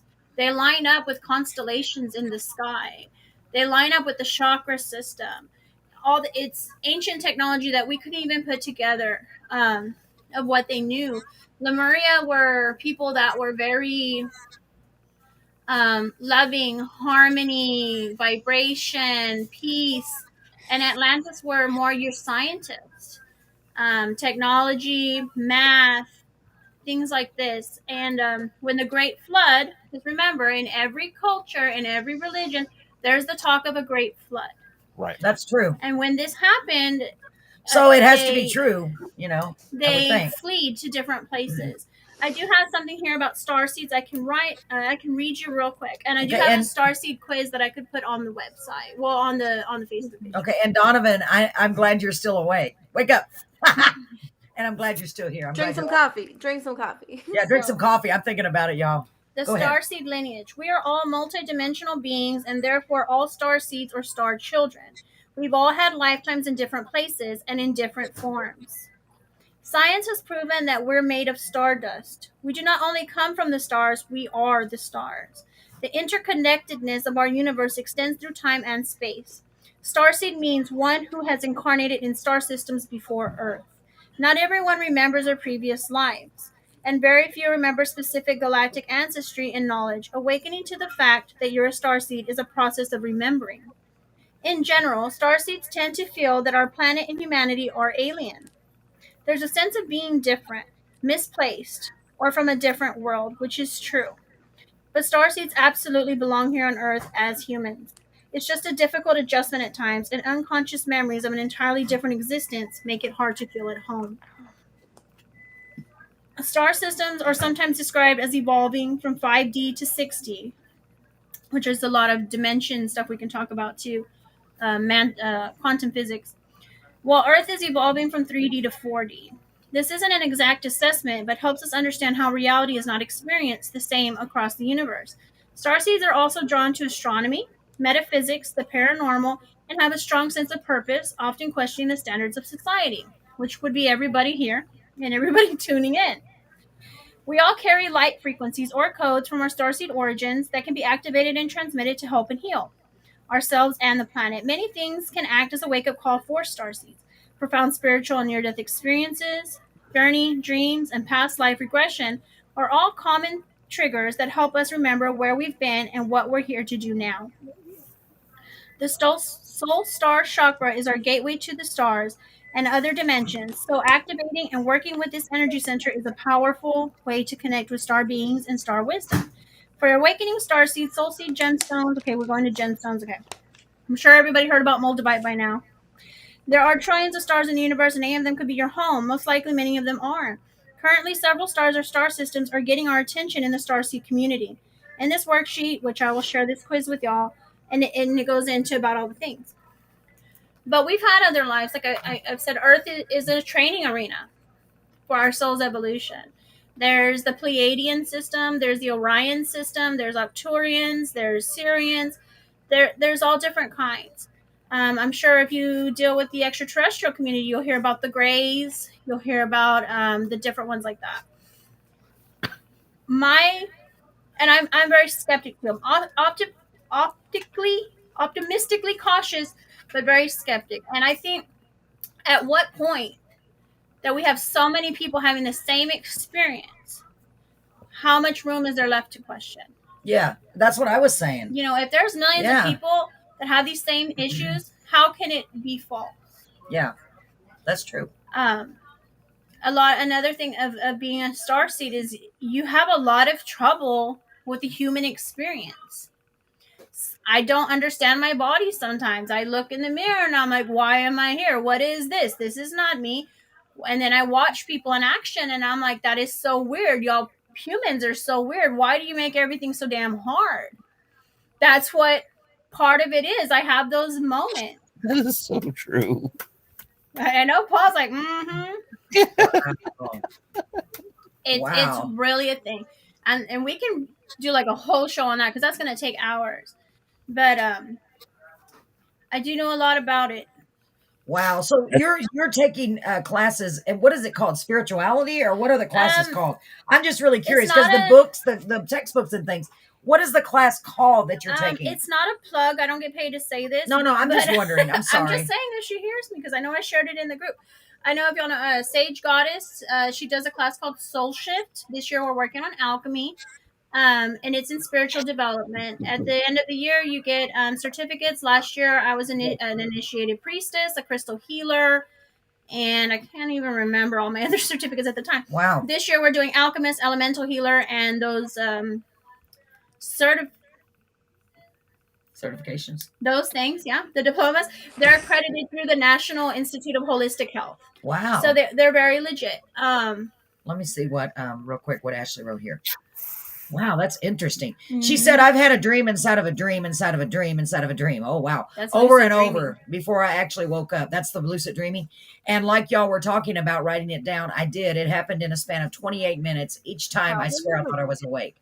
The first time I thought I woke up, I actually fell out of bed. It got wrapped up in my blanket and felt like I couldn't breathe. I started screaming and trying to get out of the blanket. Then I woke up, except I didn't. Wow. You were fighting in the astral. That could be like couldn't that be night terrors as well? Because where we were talking about where you're paralyzed, I forgot what it's called now. Sleep paralysis. Sleep paralysis. Because I've had that. We talked about that a lot. This stuff a lot of fun, and this is where I sit on both sides of the spectrum. I see the spiritual side and I see the psychological side. Right. And the psychological side we could say it's psychosis. We can say it was sleep paralysis, all these other things. But in the spiritual side, to me, that tells me you were fighting in the astral realm. That's what I get. And you were deep and you kept waking up, but you couldn't wake up enough. And it was level after level after level. And I've been there. I leave my body a lot at night. And I never know what I'm doing or why, but it feels like I'm fighting something. And in the moment, it makes sense. Like I have to get the bad guys, or I have to, but then when I wake up, I don't understand what it was. But Roger, my husband, who gets mad, he said I hit him at night, or I'm yelling. I have CPTSD, but it's not that kind of a trigger. Well, it's too bad that we don't always remember our dreams. Maybe it's good. Maybe it's a good thing.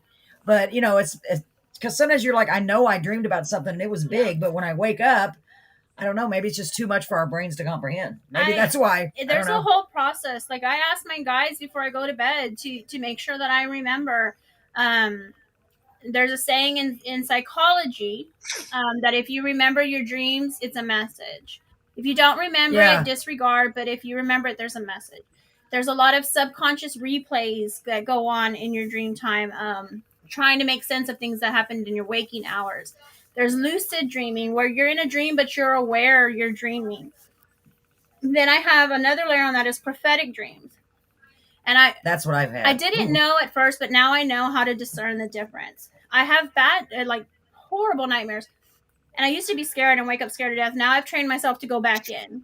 I wake up, I take a breath, I ground myself, and I go back into that dream.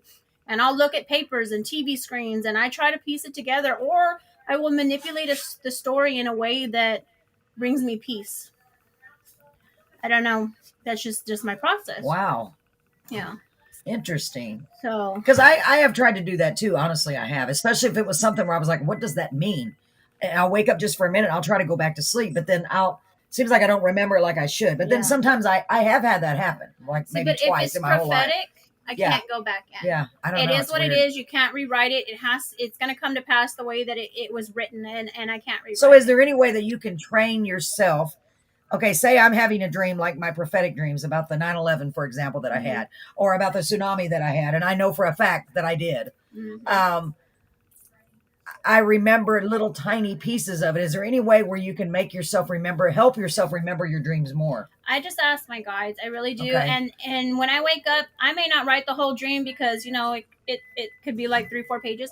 I will write keywords, like water, like the culture of people that I saw, like Oriental or whatever, the area. I try to take note when I'm in my dreams. Like, is this modern time? Is this past time? Like, what does this look like? and I write down keywords. And usually with the keywords, I can jar the memory or Yeah. start to bring it back up. Yeah, because the only one I ever wrote down was the one about the, now come to pass, it was the tsunami. Yeah. And I didn't know what it was. And I just, because I woke up and told Brett, so now Brett knows to listen when I tell him something, like that.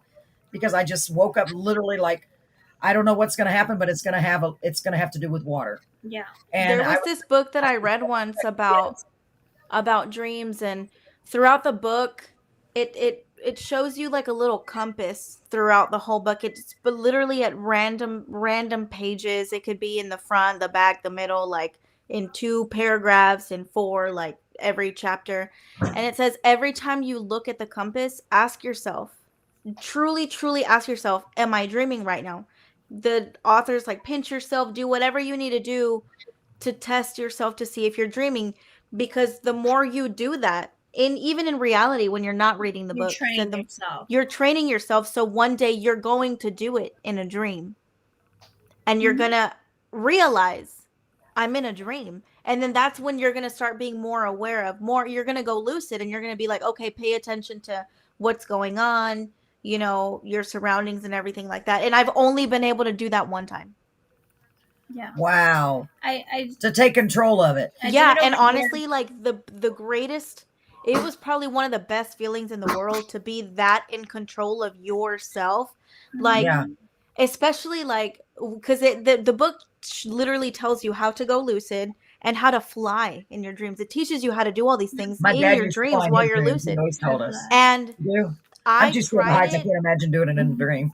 I tried it. I did not get very high up before I kind of snapped into, oh my gosh, it's a dream. Like, how can I even do this? And then I just like failed and woke up.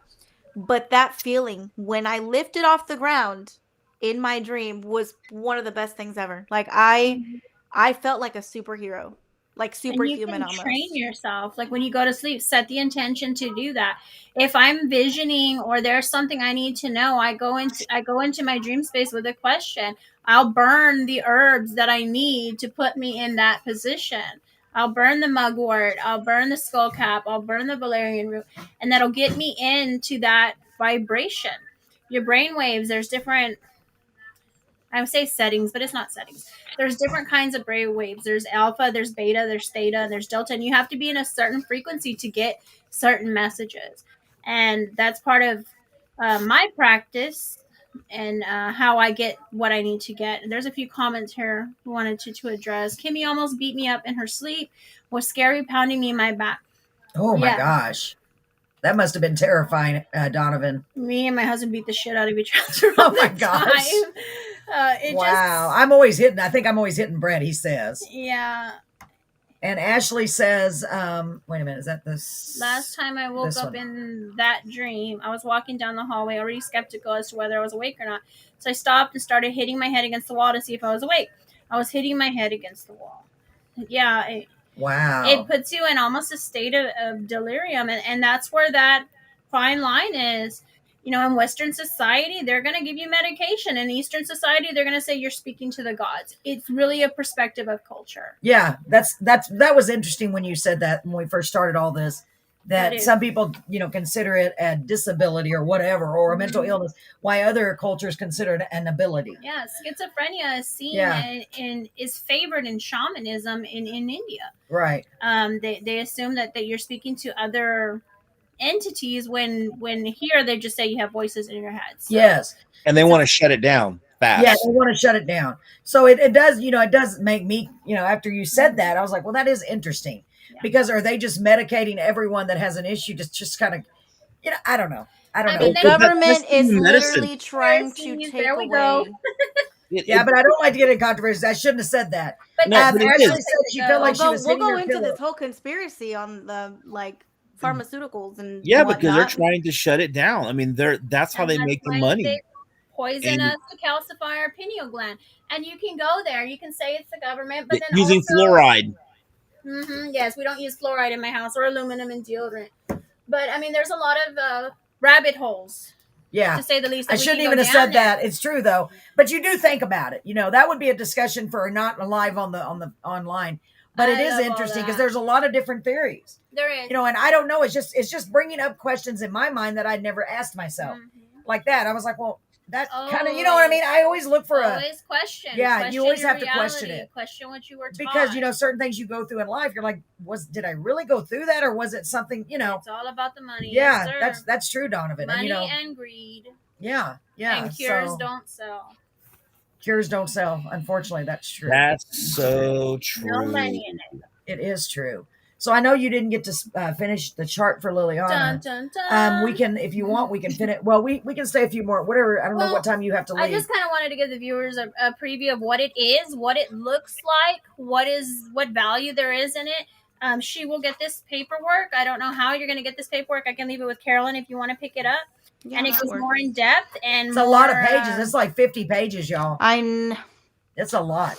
It's a lot. There's a lot, and I don't think she wants to be attacked again. I mean, just the good things. Yeah, Paul I didn't get a turn yet. How's your feeling about Paul tonight? It's a little bit better, but I think I'm building a tolerance. I kind of want to do a field trip next week. That's so funny. For those of you who were not here last week, Jennifer was honest and open, which I love that about her. She said she's always had have a hard time watching Paul on screen because she feels as though he has an attachment. And he kind of like sucks the air out of the room when she sees him. And I don't feel that, of course, because I've known him for years, but she's desensitized. You know what I mean? So it's interesting to me. But I also shaved. And you know, yeah, hit your aftershave. It's not necessarily a bad thing. Exactly. It's exactly. Not. It's just, you know, it just is. So next week, I believe the plan is you're going to go to Paul's. I think we're all going to pile into the magic car with my suitcase and tools, and we're going to go pick up Mike and his spirit box on the way. You know what? That would be great. And we're just going to have a house party at Paul's house with a bunch of herbs. So what is that? Is that about right, Paul and Crystal? Does that sound like a plan? That sounds good. Sounds good to me. Can I go? Because come on. Of course. We are going to have to figure out. Not welcome. We're going to have to figure out what system we use. Are y'all going to use you're using your phone right now or your tablet or what? We have it on Paul's laptop. Okay. So we couldn't all get on the screen, but it would be, I don't know. Oh, you can get on the screen. We'll just set it up to where it's like there. We'll put it on one side of the room. Yeah, and then everybody can be in the loop. You're technologically in charge of that because I'm technologically challenged. Me too. I should be able to work. But I will be there. And that's what I do for a living, so I'll set it all up. Yes, he does. I wish you would have been here today. I made a video, Paul. I can't believe I even did it. It's not perfect, but I'm proud of myself. That's awesome. It was a picture, and I put music to it, and then I put myself talking on it, and I put it on Facebook. So I'm pretty proud of that, considering I don't have any idea what I'm doing. It was just trial and error. I made my first TikTok. I can't believe it. You have a TikTok? And my daughter roasted it horribly because she has like 600 followers, and she said my quality was crap. And I told her, well, fine, then you edit it. Because I don't know how. I've never made a TikTok video, but y'all are... It's looking better and better for doing that pretty soon, as you know, as this gets bigger. So let's see, it's 11. Everything out of order now. 11:15. Do y'all want to? Let's go about 15 more minutes. How's that sound? Since we're close. Any questions about natal charts or readings or spirit or anything that we've discussed? Does anyone have any questions? My witchiness, because Jennifer, do you feel anything from that one? I don't. I really don't. I think she's coming into her Saturn return, and things are going to get really weird for a while. And I think that's really hard, painful to watch as a parent.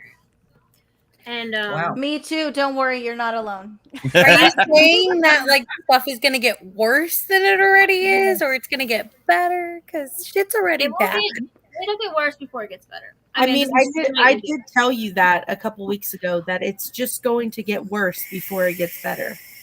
I know, but we're about to lose another dog, and I'm tired of this. I know, girl. Same. It's hard. We lost. Well, I lost 2 pets. I lost my mom. I lost my sister, all within a few years period. When it rains, it pours. It really does. It's really, really tough. And apparently, this is supposed to go on for a few more years. Mm-hmm. Look at Kelly. What did you say? She's like, hell no. That's interesting. I wonder. Between 28 and 32. Some people are late bloomers, depending, on your chart or whatever. Mine hit about 29, And that's when I got sick and tired of being sick and tired. When did you tell me I was supposed to hit mine? Learned to heal. 28. See, and I just turned 26 like last month. And I did I'm already notice- going through it. I literally have already started going through it. Like your birthday is the same as my grandma's birthday. October 18th. Wow. So I did notice that. But yeah, it lasts. It's a shit show. I'm not even gonna lie to you. I ain't gonna sugarcoat it. Well, It's gonna get rough. I've got a question. I have always heard this saying, and I found it to be true. Maybe it's just a coincidence. You know, when you notice when there is a death in the family, a lot of times, yes, they always come in threes. What are your thoughts on that? Donovan said, "Youngster, yes." It always comes in threes. Okay, so what are your thoughts? Is that I have a theory on that, and I know this may sound ridiculous, but I'm just putting it like, regular people. To me, it's Sarah, like somebody goes every and gets everything 29 ready, years. and then the other one comes along, and then the other one comes along. That's kind of like almost like getting the house prepared for the rest of the family. That's literally the way I feel about it, because I really do feel that way, that they're literally have a house and they're in the house and they're all there together. What are your thoughts on that? Find it to be universal law and the law of three. That's just my opinion. Well, Because that was like Nikola Tesla's they thing weren't too. all close together. So say it again. When my three died like that, they weren't all close together. Some were my side, some were my husband's side. Oh, okay. So to me, that scenario doesn't really fit. Okay. But I can see where it can. Especially, how are you watching? I don't know. She's watching and somebody's on your phone? That's really weird. It could be one of my kids on my YouTube, because the YouTube at the house is under my name. So Sarah Sarah said, wait at a certain Sarah, oh man, we gotta hang out. You're thinking, so it's gonna get worse. What was it? Every 29 years, right? If you feel comfortable, 29 and a half. We can see where you're at. Sarah, how old are you if you want to share that? Oh, that's so funny. That is so funny. It cracked me up. So I, however, am 32. So hopefully daughter. that means I'm coming at the end of mine. You're coming out of it, yeah. So hopefully yours is going to start going uphill and downhill. Well, I don't know which is better. Did you have any dramatic life changes in the last 4 years? Oh my Lord, has she? Literally in the last 5 years has when my health started massively depleting. Me and my daughter both almost died during labor. And then, I've started businesses. I've shut down a business in that time frame. We got a new house. It's literally, we've moved people in, moved people out, moved people in, moved people out. So crazy, right? Literally, it smells like that. That's my vape. Does it smell like berries? It is prickly pear. Doesn't smell like pear to me. Well, even just a few weeks ago, we had 10 people living in this house. So, oh my goodness. So Sarah said she's 24 and life has sucked so much. Poor Sarah. Same, Sarah, same.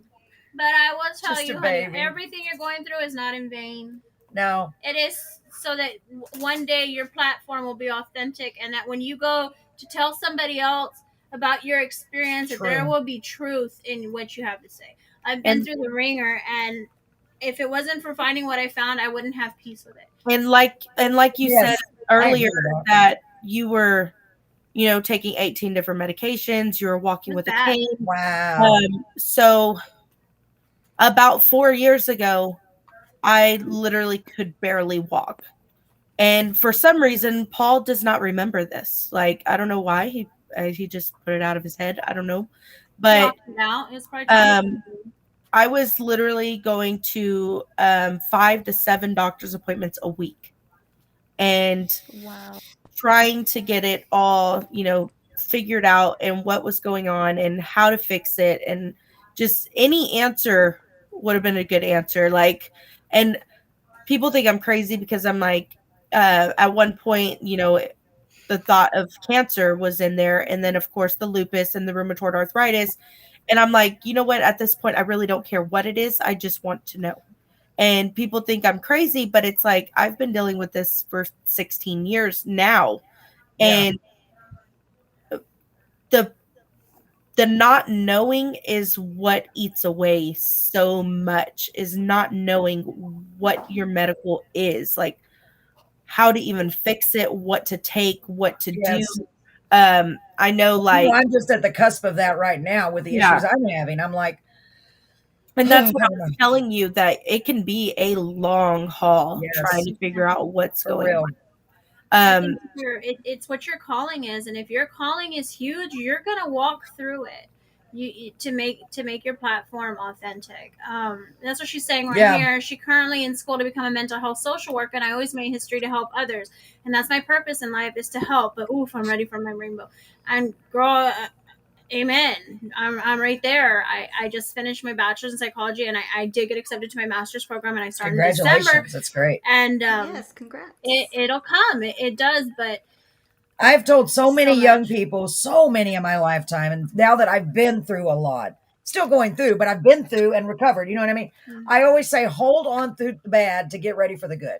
Yeah. I'm serious, because I just see the cycles, and it is everything's a cycle. It's a cycle, and it will come back. It will be okay. You just have to hold on. Just be there in the moment. You know what I mean? Yeah. And just hang on by the skin of your teeth and just do whatever you can to make it better. Don't go through these lows. You don't. As a matter of fact, I even, right after my daughter was born, I dealt with postpartum depression. Yes. And I dealt with it by myself because I felt ashamed. You didn't want to tell anybody, yeah. And it wasn't even the new baby that was the one throwing me. It was my toddler.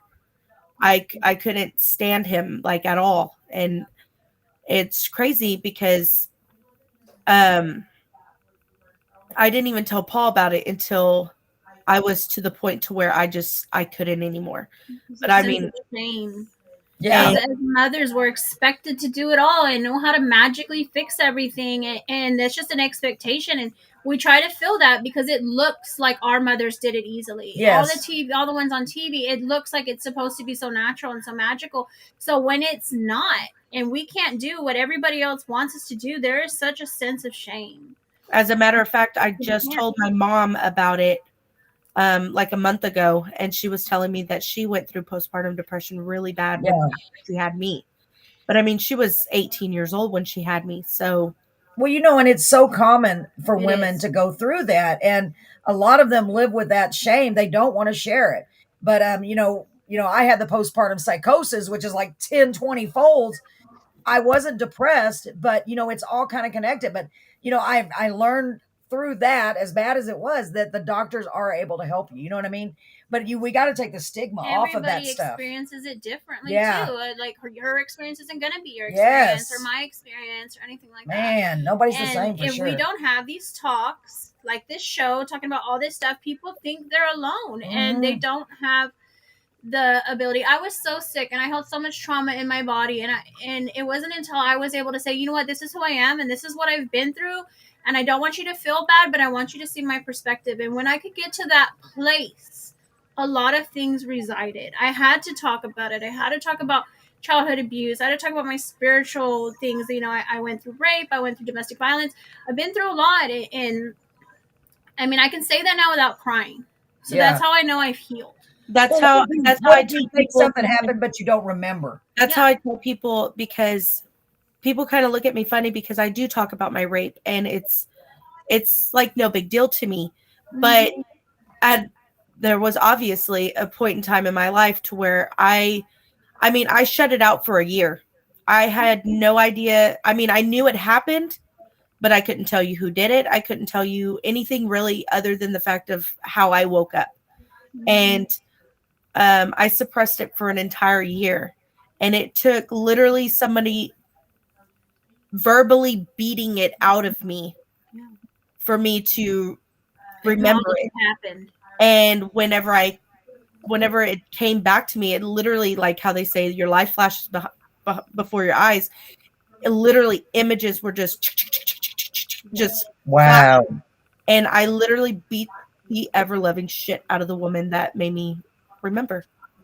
I literally beat the crap out of her because it was too much. Like I couldn't. It's traumatic. It is. What's worse? What's bad about what's bad about remembering things, it's you don't just remember the memory, but the emotions too. Right. And it literally like almost transports you right back to that situation. Because you couldn't express the emotions during that moment and anyway. the lady that literally did that, it was the wife of the guy who did it to me. Wow. So I I would literally have beat the shit out of her too. Fuck. I put her I put her head And I saw that in I the know. chart. I know. put her Oh God, I forgot. Liliana's got your back. Don't worry. Crystal I put can her take head care of herself, through but that's a crazy. wall I didn't know about that. Wow. before I finally stopped. Wow. Well, And, Sarah, I just go ahead. I'm just want to tell you what so- Sarah said. Mental health has been uplifted a lot these past few years, and I'm thankful for that. After many attempts, and did get help, and now I'm on the road to being okay. Thank God. Not pushing myself is to being happy just yet. And that's awesome. okay. Go ahead, Chris. I just wanted to acknowledge that. So Great I job. try to tell people like, and they think I come off as this, I don't know, I guess arrogant or something, but well, you're very I try to tell people your Mercury placement is that you have to talk about it to get through it. Yes. And a lot of people, you know, they like to suppress their emotions. Obviously, I did it for an entire year to the point where I had no recollection. But it will make you sick. It'll you manifest have in your to body. talk about it, and whether it's with a therapist or a best friend or a spouse or a parent or whoever, even if it's a random stranger. Yes. A cat. Well, Jennifer, that's what I was asking a while ago, and I know and I want to explore this, but I'm scared. What if you pretty sure you experienced something as a child, but you've suppressed it and you have no recollection of it, and maybe that's what's causing all of my physical ailments, or some of them, you know? And it's how do you recall? I mean, how would you, besides how would you get those memories? Like, I mean, is there a way? There is a way. Journal. It's my next class. Your next class? Certifications are my coping mechanism. It is my next class. It's quantum hypnosis healing technique. And I don't do it yet, but there's a lady in Victoria at a something magical store. Her name's Diana Shook, and she does these. And she will put you in hypnosis and pull it through. Wow, and I don't know. That's the only way I know. Brett always says, "Are you sure you want to know?" And exactly. Like, that's why I'm like, there's a reason why you blocked it out. I will say that heal. I will say that just in the last few years, I remembered things happening to me as a child, and I'm talking like 5-6 years old. And well, they say when you're in your 30s, that's what I've always heard, but I don't know. You know, I barely can remember my childhood at all, at all. Like Don says, don't hold it in, and it's true.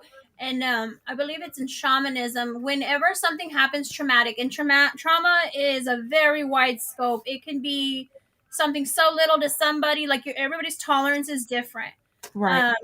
It could be somebody told me something and it hit me and hurt me really hard. It could be that. Trauma could be what didn't happen that should have happened. It has a wide definition, but in that moment of trauma, we do this. We do. Oh, true. And we hold it and we contract, and it gets stuck in our body and our energetic systems. We have to train ourselves in that moment to go. Wow, that's excellent. Blow it back out.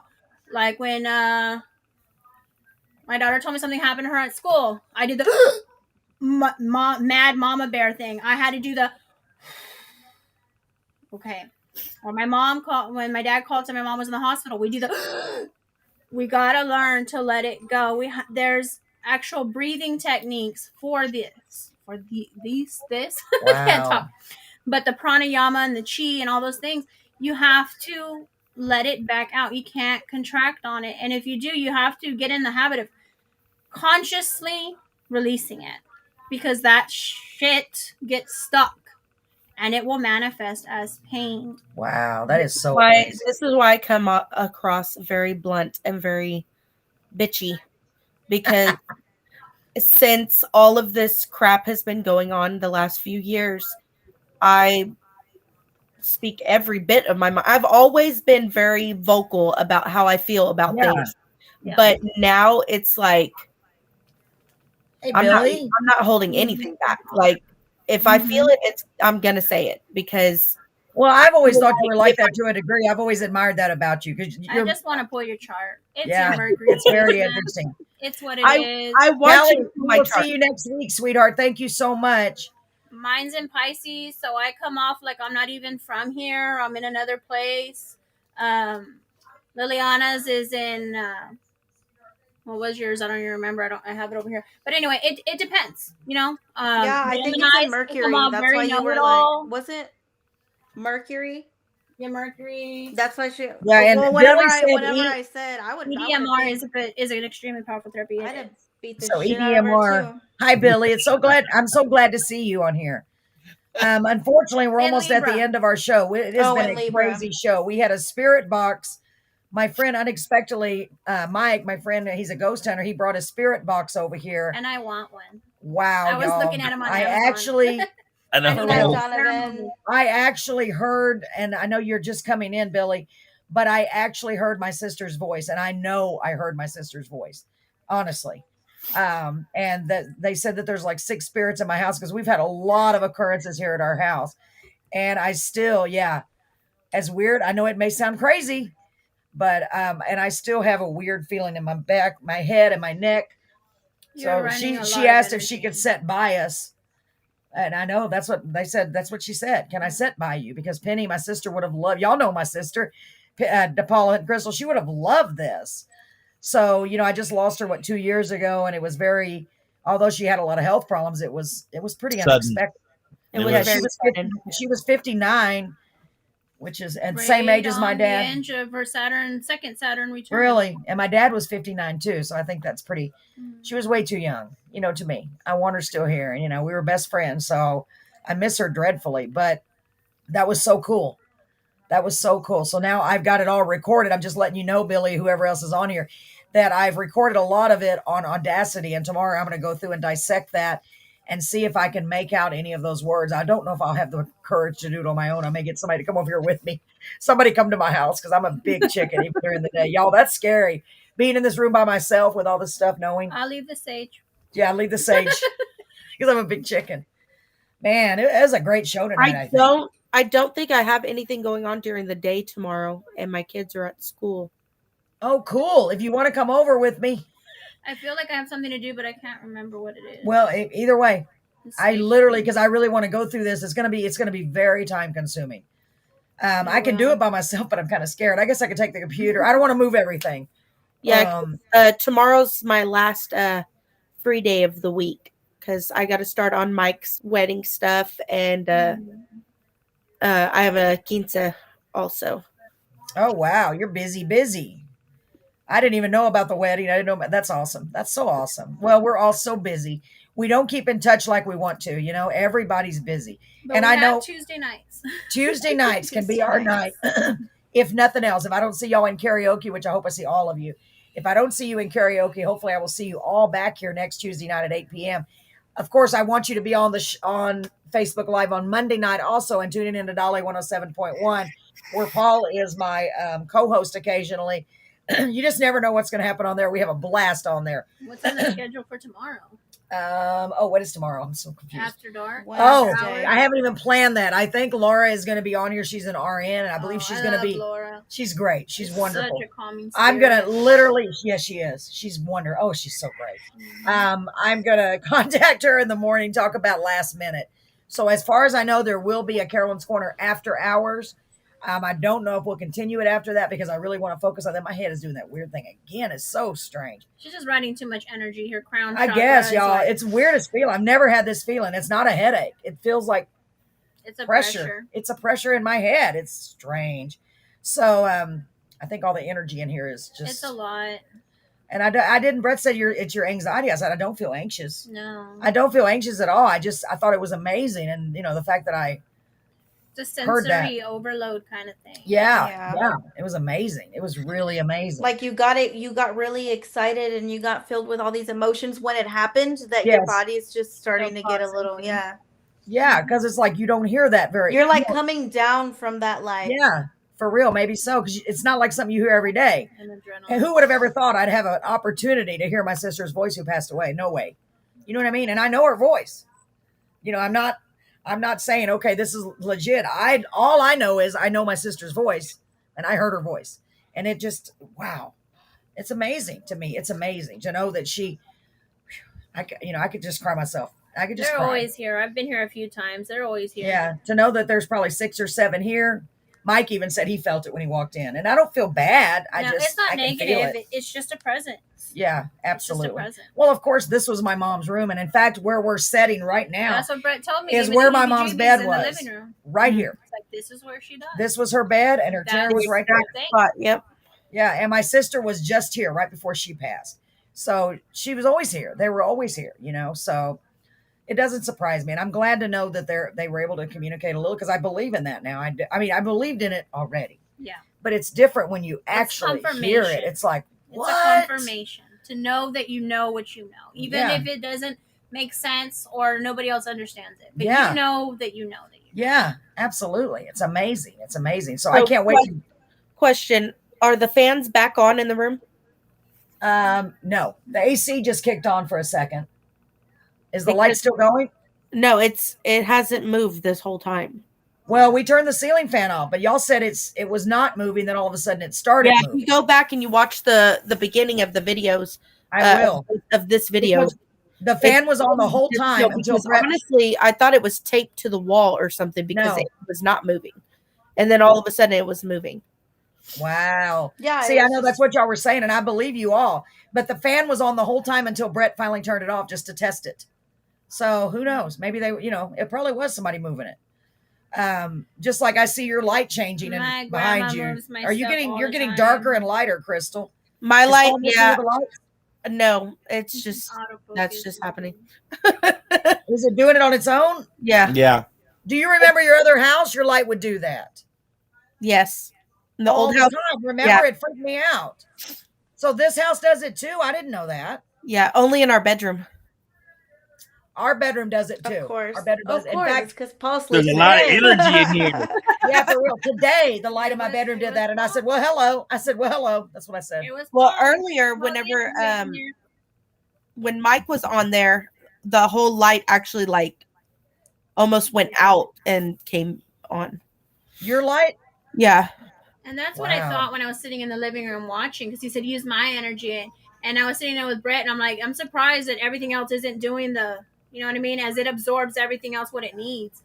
But I mean, I didn't see it. But now my cats were going crazy during all that too. They were all my cats. They were they were laying here just perfectly calm, and then as soon as everything started happening, they got up and were frantic running through the house. Yeah. Wow. And that's via kind of get like that off and on. So I don't know if it was just coincidental that it happened at the same time or if it was because of it. I don't believe in coincidences either. We talk about that a lot. Man, I wish we didn't have to leave, but my brain is about to explode. Yeah. Like this was a great show. I think it was. I hope everybody that's here enjoyed it. Please, for all those of you who are here, and I'm going to keep advertising as much as I can. All of you guys, I know you already are. Please share it, share anybody you can get it to, okay? Because the more people we have, the more stories we'll have, and what's the point in doing all this if we don't have an audience, right, guys? Right. I wonder if we come up with a plan of like this week we're going to talk about this, or this week we're going to talk about this. And another thing, Brett, we can have a whole show just on the Anunnaki. I mean, just a whole show just on that. That'd be cool. And then we could put different topics. Well, we could do the origin story of our planet. Yeah. I have a book. Guess what it is? A book. I have a book on everything. And I do. And we can do that. I know next week, or at least in my mind, we're planning to go field trip to your house. Yep. And we're going to do all that. And I'm going to let my witchy flag fly where everybody sees me doing all the things. And we're going to do that. And then we can start. We talked about having a bridge show because I don't want this to be a place where anybody's offended. Yes. Right. And I know some of this stuff is touchy. If you have somebody that's, strongly religious or this or that. And I would like to have a show where we talk about that. I've touched a little bit here and there how I believe we're experiencing the same things in all cultures. We just call it by different names. And I really like to break down what I am, what I do, what I study, what I don't. I'm not demonic. I don't do anything like that. and what spirituality means, because I think there's a lot of belief systems out there that are placed on people to believe, no, that's evil. Or was it like a couple years ago? It was a big old thing about people doing yoga. Don't do yoga; it's evil. Oh, really? Oh, I didn't hear that. Oh my goodness. And you know, you don't know unless you know. And I think we need to have that talk before we go too much deeper, because that may stunt our audience. Yes, and next time we need to remember, I'd like to do that opening prayer. And I was looking at prayers and invocations, and I haven't decided on one. Most of Okay, mine do are you have a prayer that nature-based. you could do for the end of the show? Just something general? No, most of mine are for circles. Because my brother said to do I forgot what it was, the unity prayer of healing. Of Or course, the unity Sarah. prayer of safety. The unity don't prayer have of a safety. unity Is that what it prayer. was? See, that sounds to me a lot like casting a circle. And I really was like itching in the living room, like, oh, they're doing all this spirit stuff. They should have casted a circle. That's just me. That's my training. Okay. I have to put layers of protection because I've experienced evil. Like Brett said, his belief system is different. He doesn't believe that they're evil or whatever. I had an experience face to face, and that's just Well, see, I sculpted. hope and pray we didn't open the door, but I Yeah. did ask I hope I didn't know what I was doing. It was spur of the moment. It just sculpted my belief system. I mean, you did at least say that when y'all were done that they needed to leave. Yeah, you have to make sure you close that door. Things like that. But it's just my training. So Sarah Everybody's said she's different. glad to have found this show. Thank you for answering all of my questions. And thank you, Liliana, for letting me know about the show. That's what Sarah Gregory said. And Sarah, thank you so much for joining us. Please tell everyone, and I mean everyone, and we want you back next Tuesday, okay? I always say the good Lord willing and the creek don't rise. We plan on being back here next Tuesday, okay? And we want to expand this show and get it big. I may even, once we get a little good footing, I may try to just put the audio on a podcast station, even possibly. I can't remember the name of it, the big one, but somebody told me, and I was like, Spotify. I need to write it down. I have the worst memory. That's why I listen to my podcast. The guy at the dollar store said Spotify. Real quick too, before, can you like summarize my chart? Long story short. I don't know how you can shorten it, but there are Long story short, you're evil. No, I'm just kidding. there's a lot of reoccurring themes. You're a very cyclical person, and your life comes in cycles. And I mean, we all do, but it's kind of a double click for you. When you're in a cycle, then that's it. Your whole life is focused around that. You give everything to a relationship, to a job, to whatever it is. You give endlessly, and you don't know where you end and they begin. And then when you get to a place, and it's hard for you to get to a place where you say you're done, but when you're done, you set it on fire and watch it burn. You really do. And I you're burn fine bridges. and move on with that. Hey, you burn sage, you burn herbs, you burn bridges, you do what you got to do. I'm a big fan of burning shit. But that's your chart. And I did want to say before we left, the North Node in your chart is a placement. The North Node is what is called the Dharma placement. It is your life purpose. And your Dharma placement, again, is in Libra. Libra, Libra, Libra, Libra. I'm like extra dramatic. Mm-hmm. I didn't When say you it. come back, bring mine because I don't remember what I have mine it. said. I brought it from the house. Oh, I want it. Can I have it or can I read Yeah, it? Okay.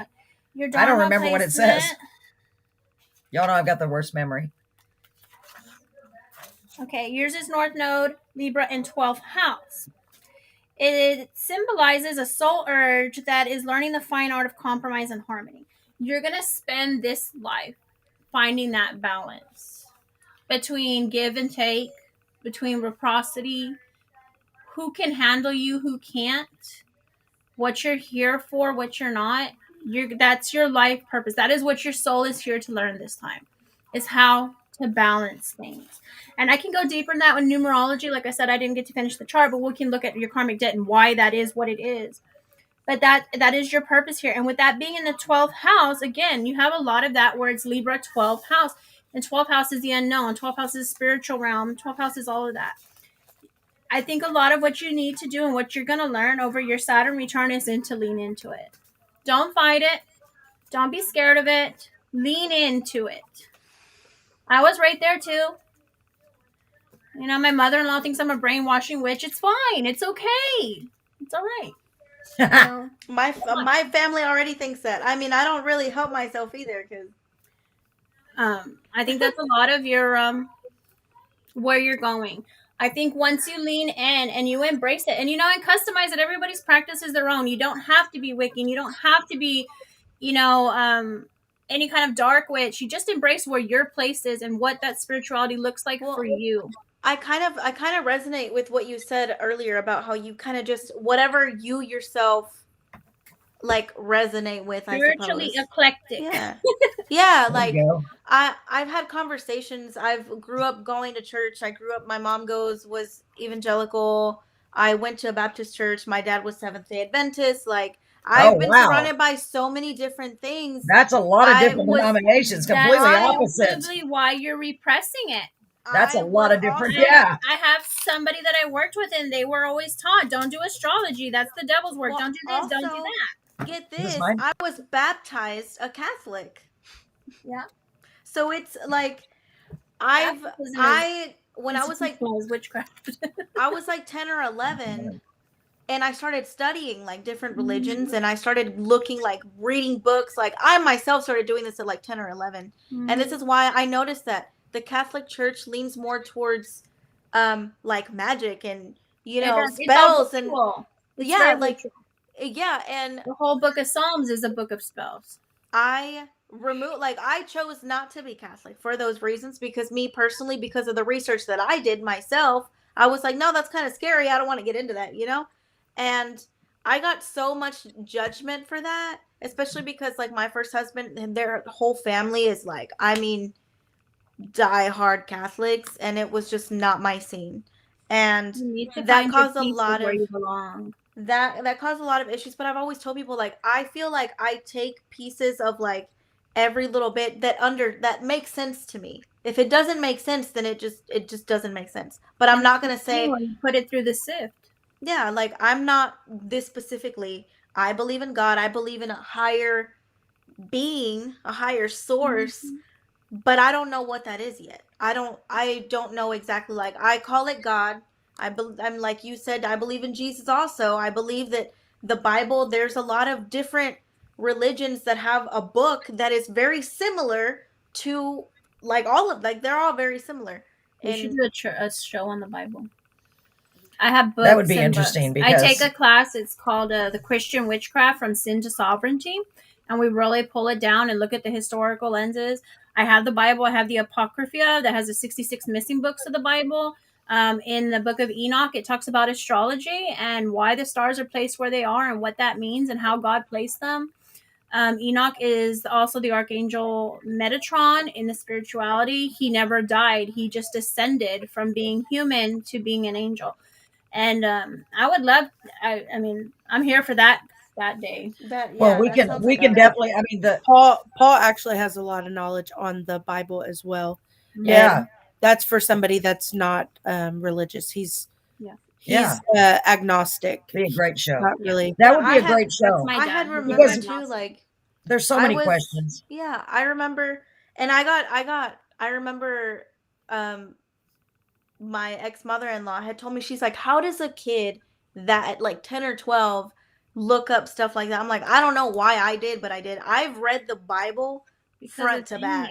So have I. Not that I've noticed.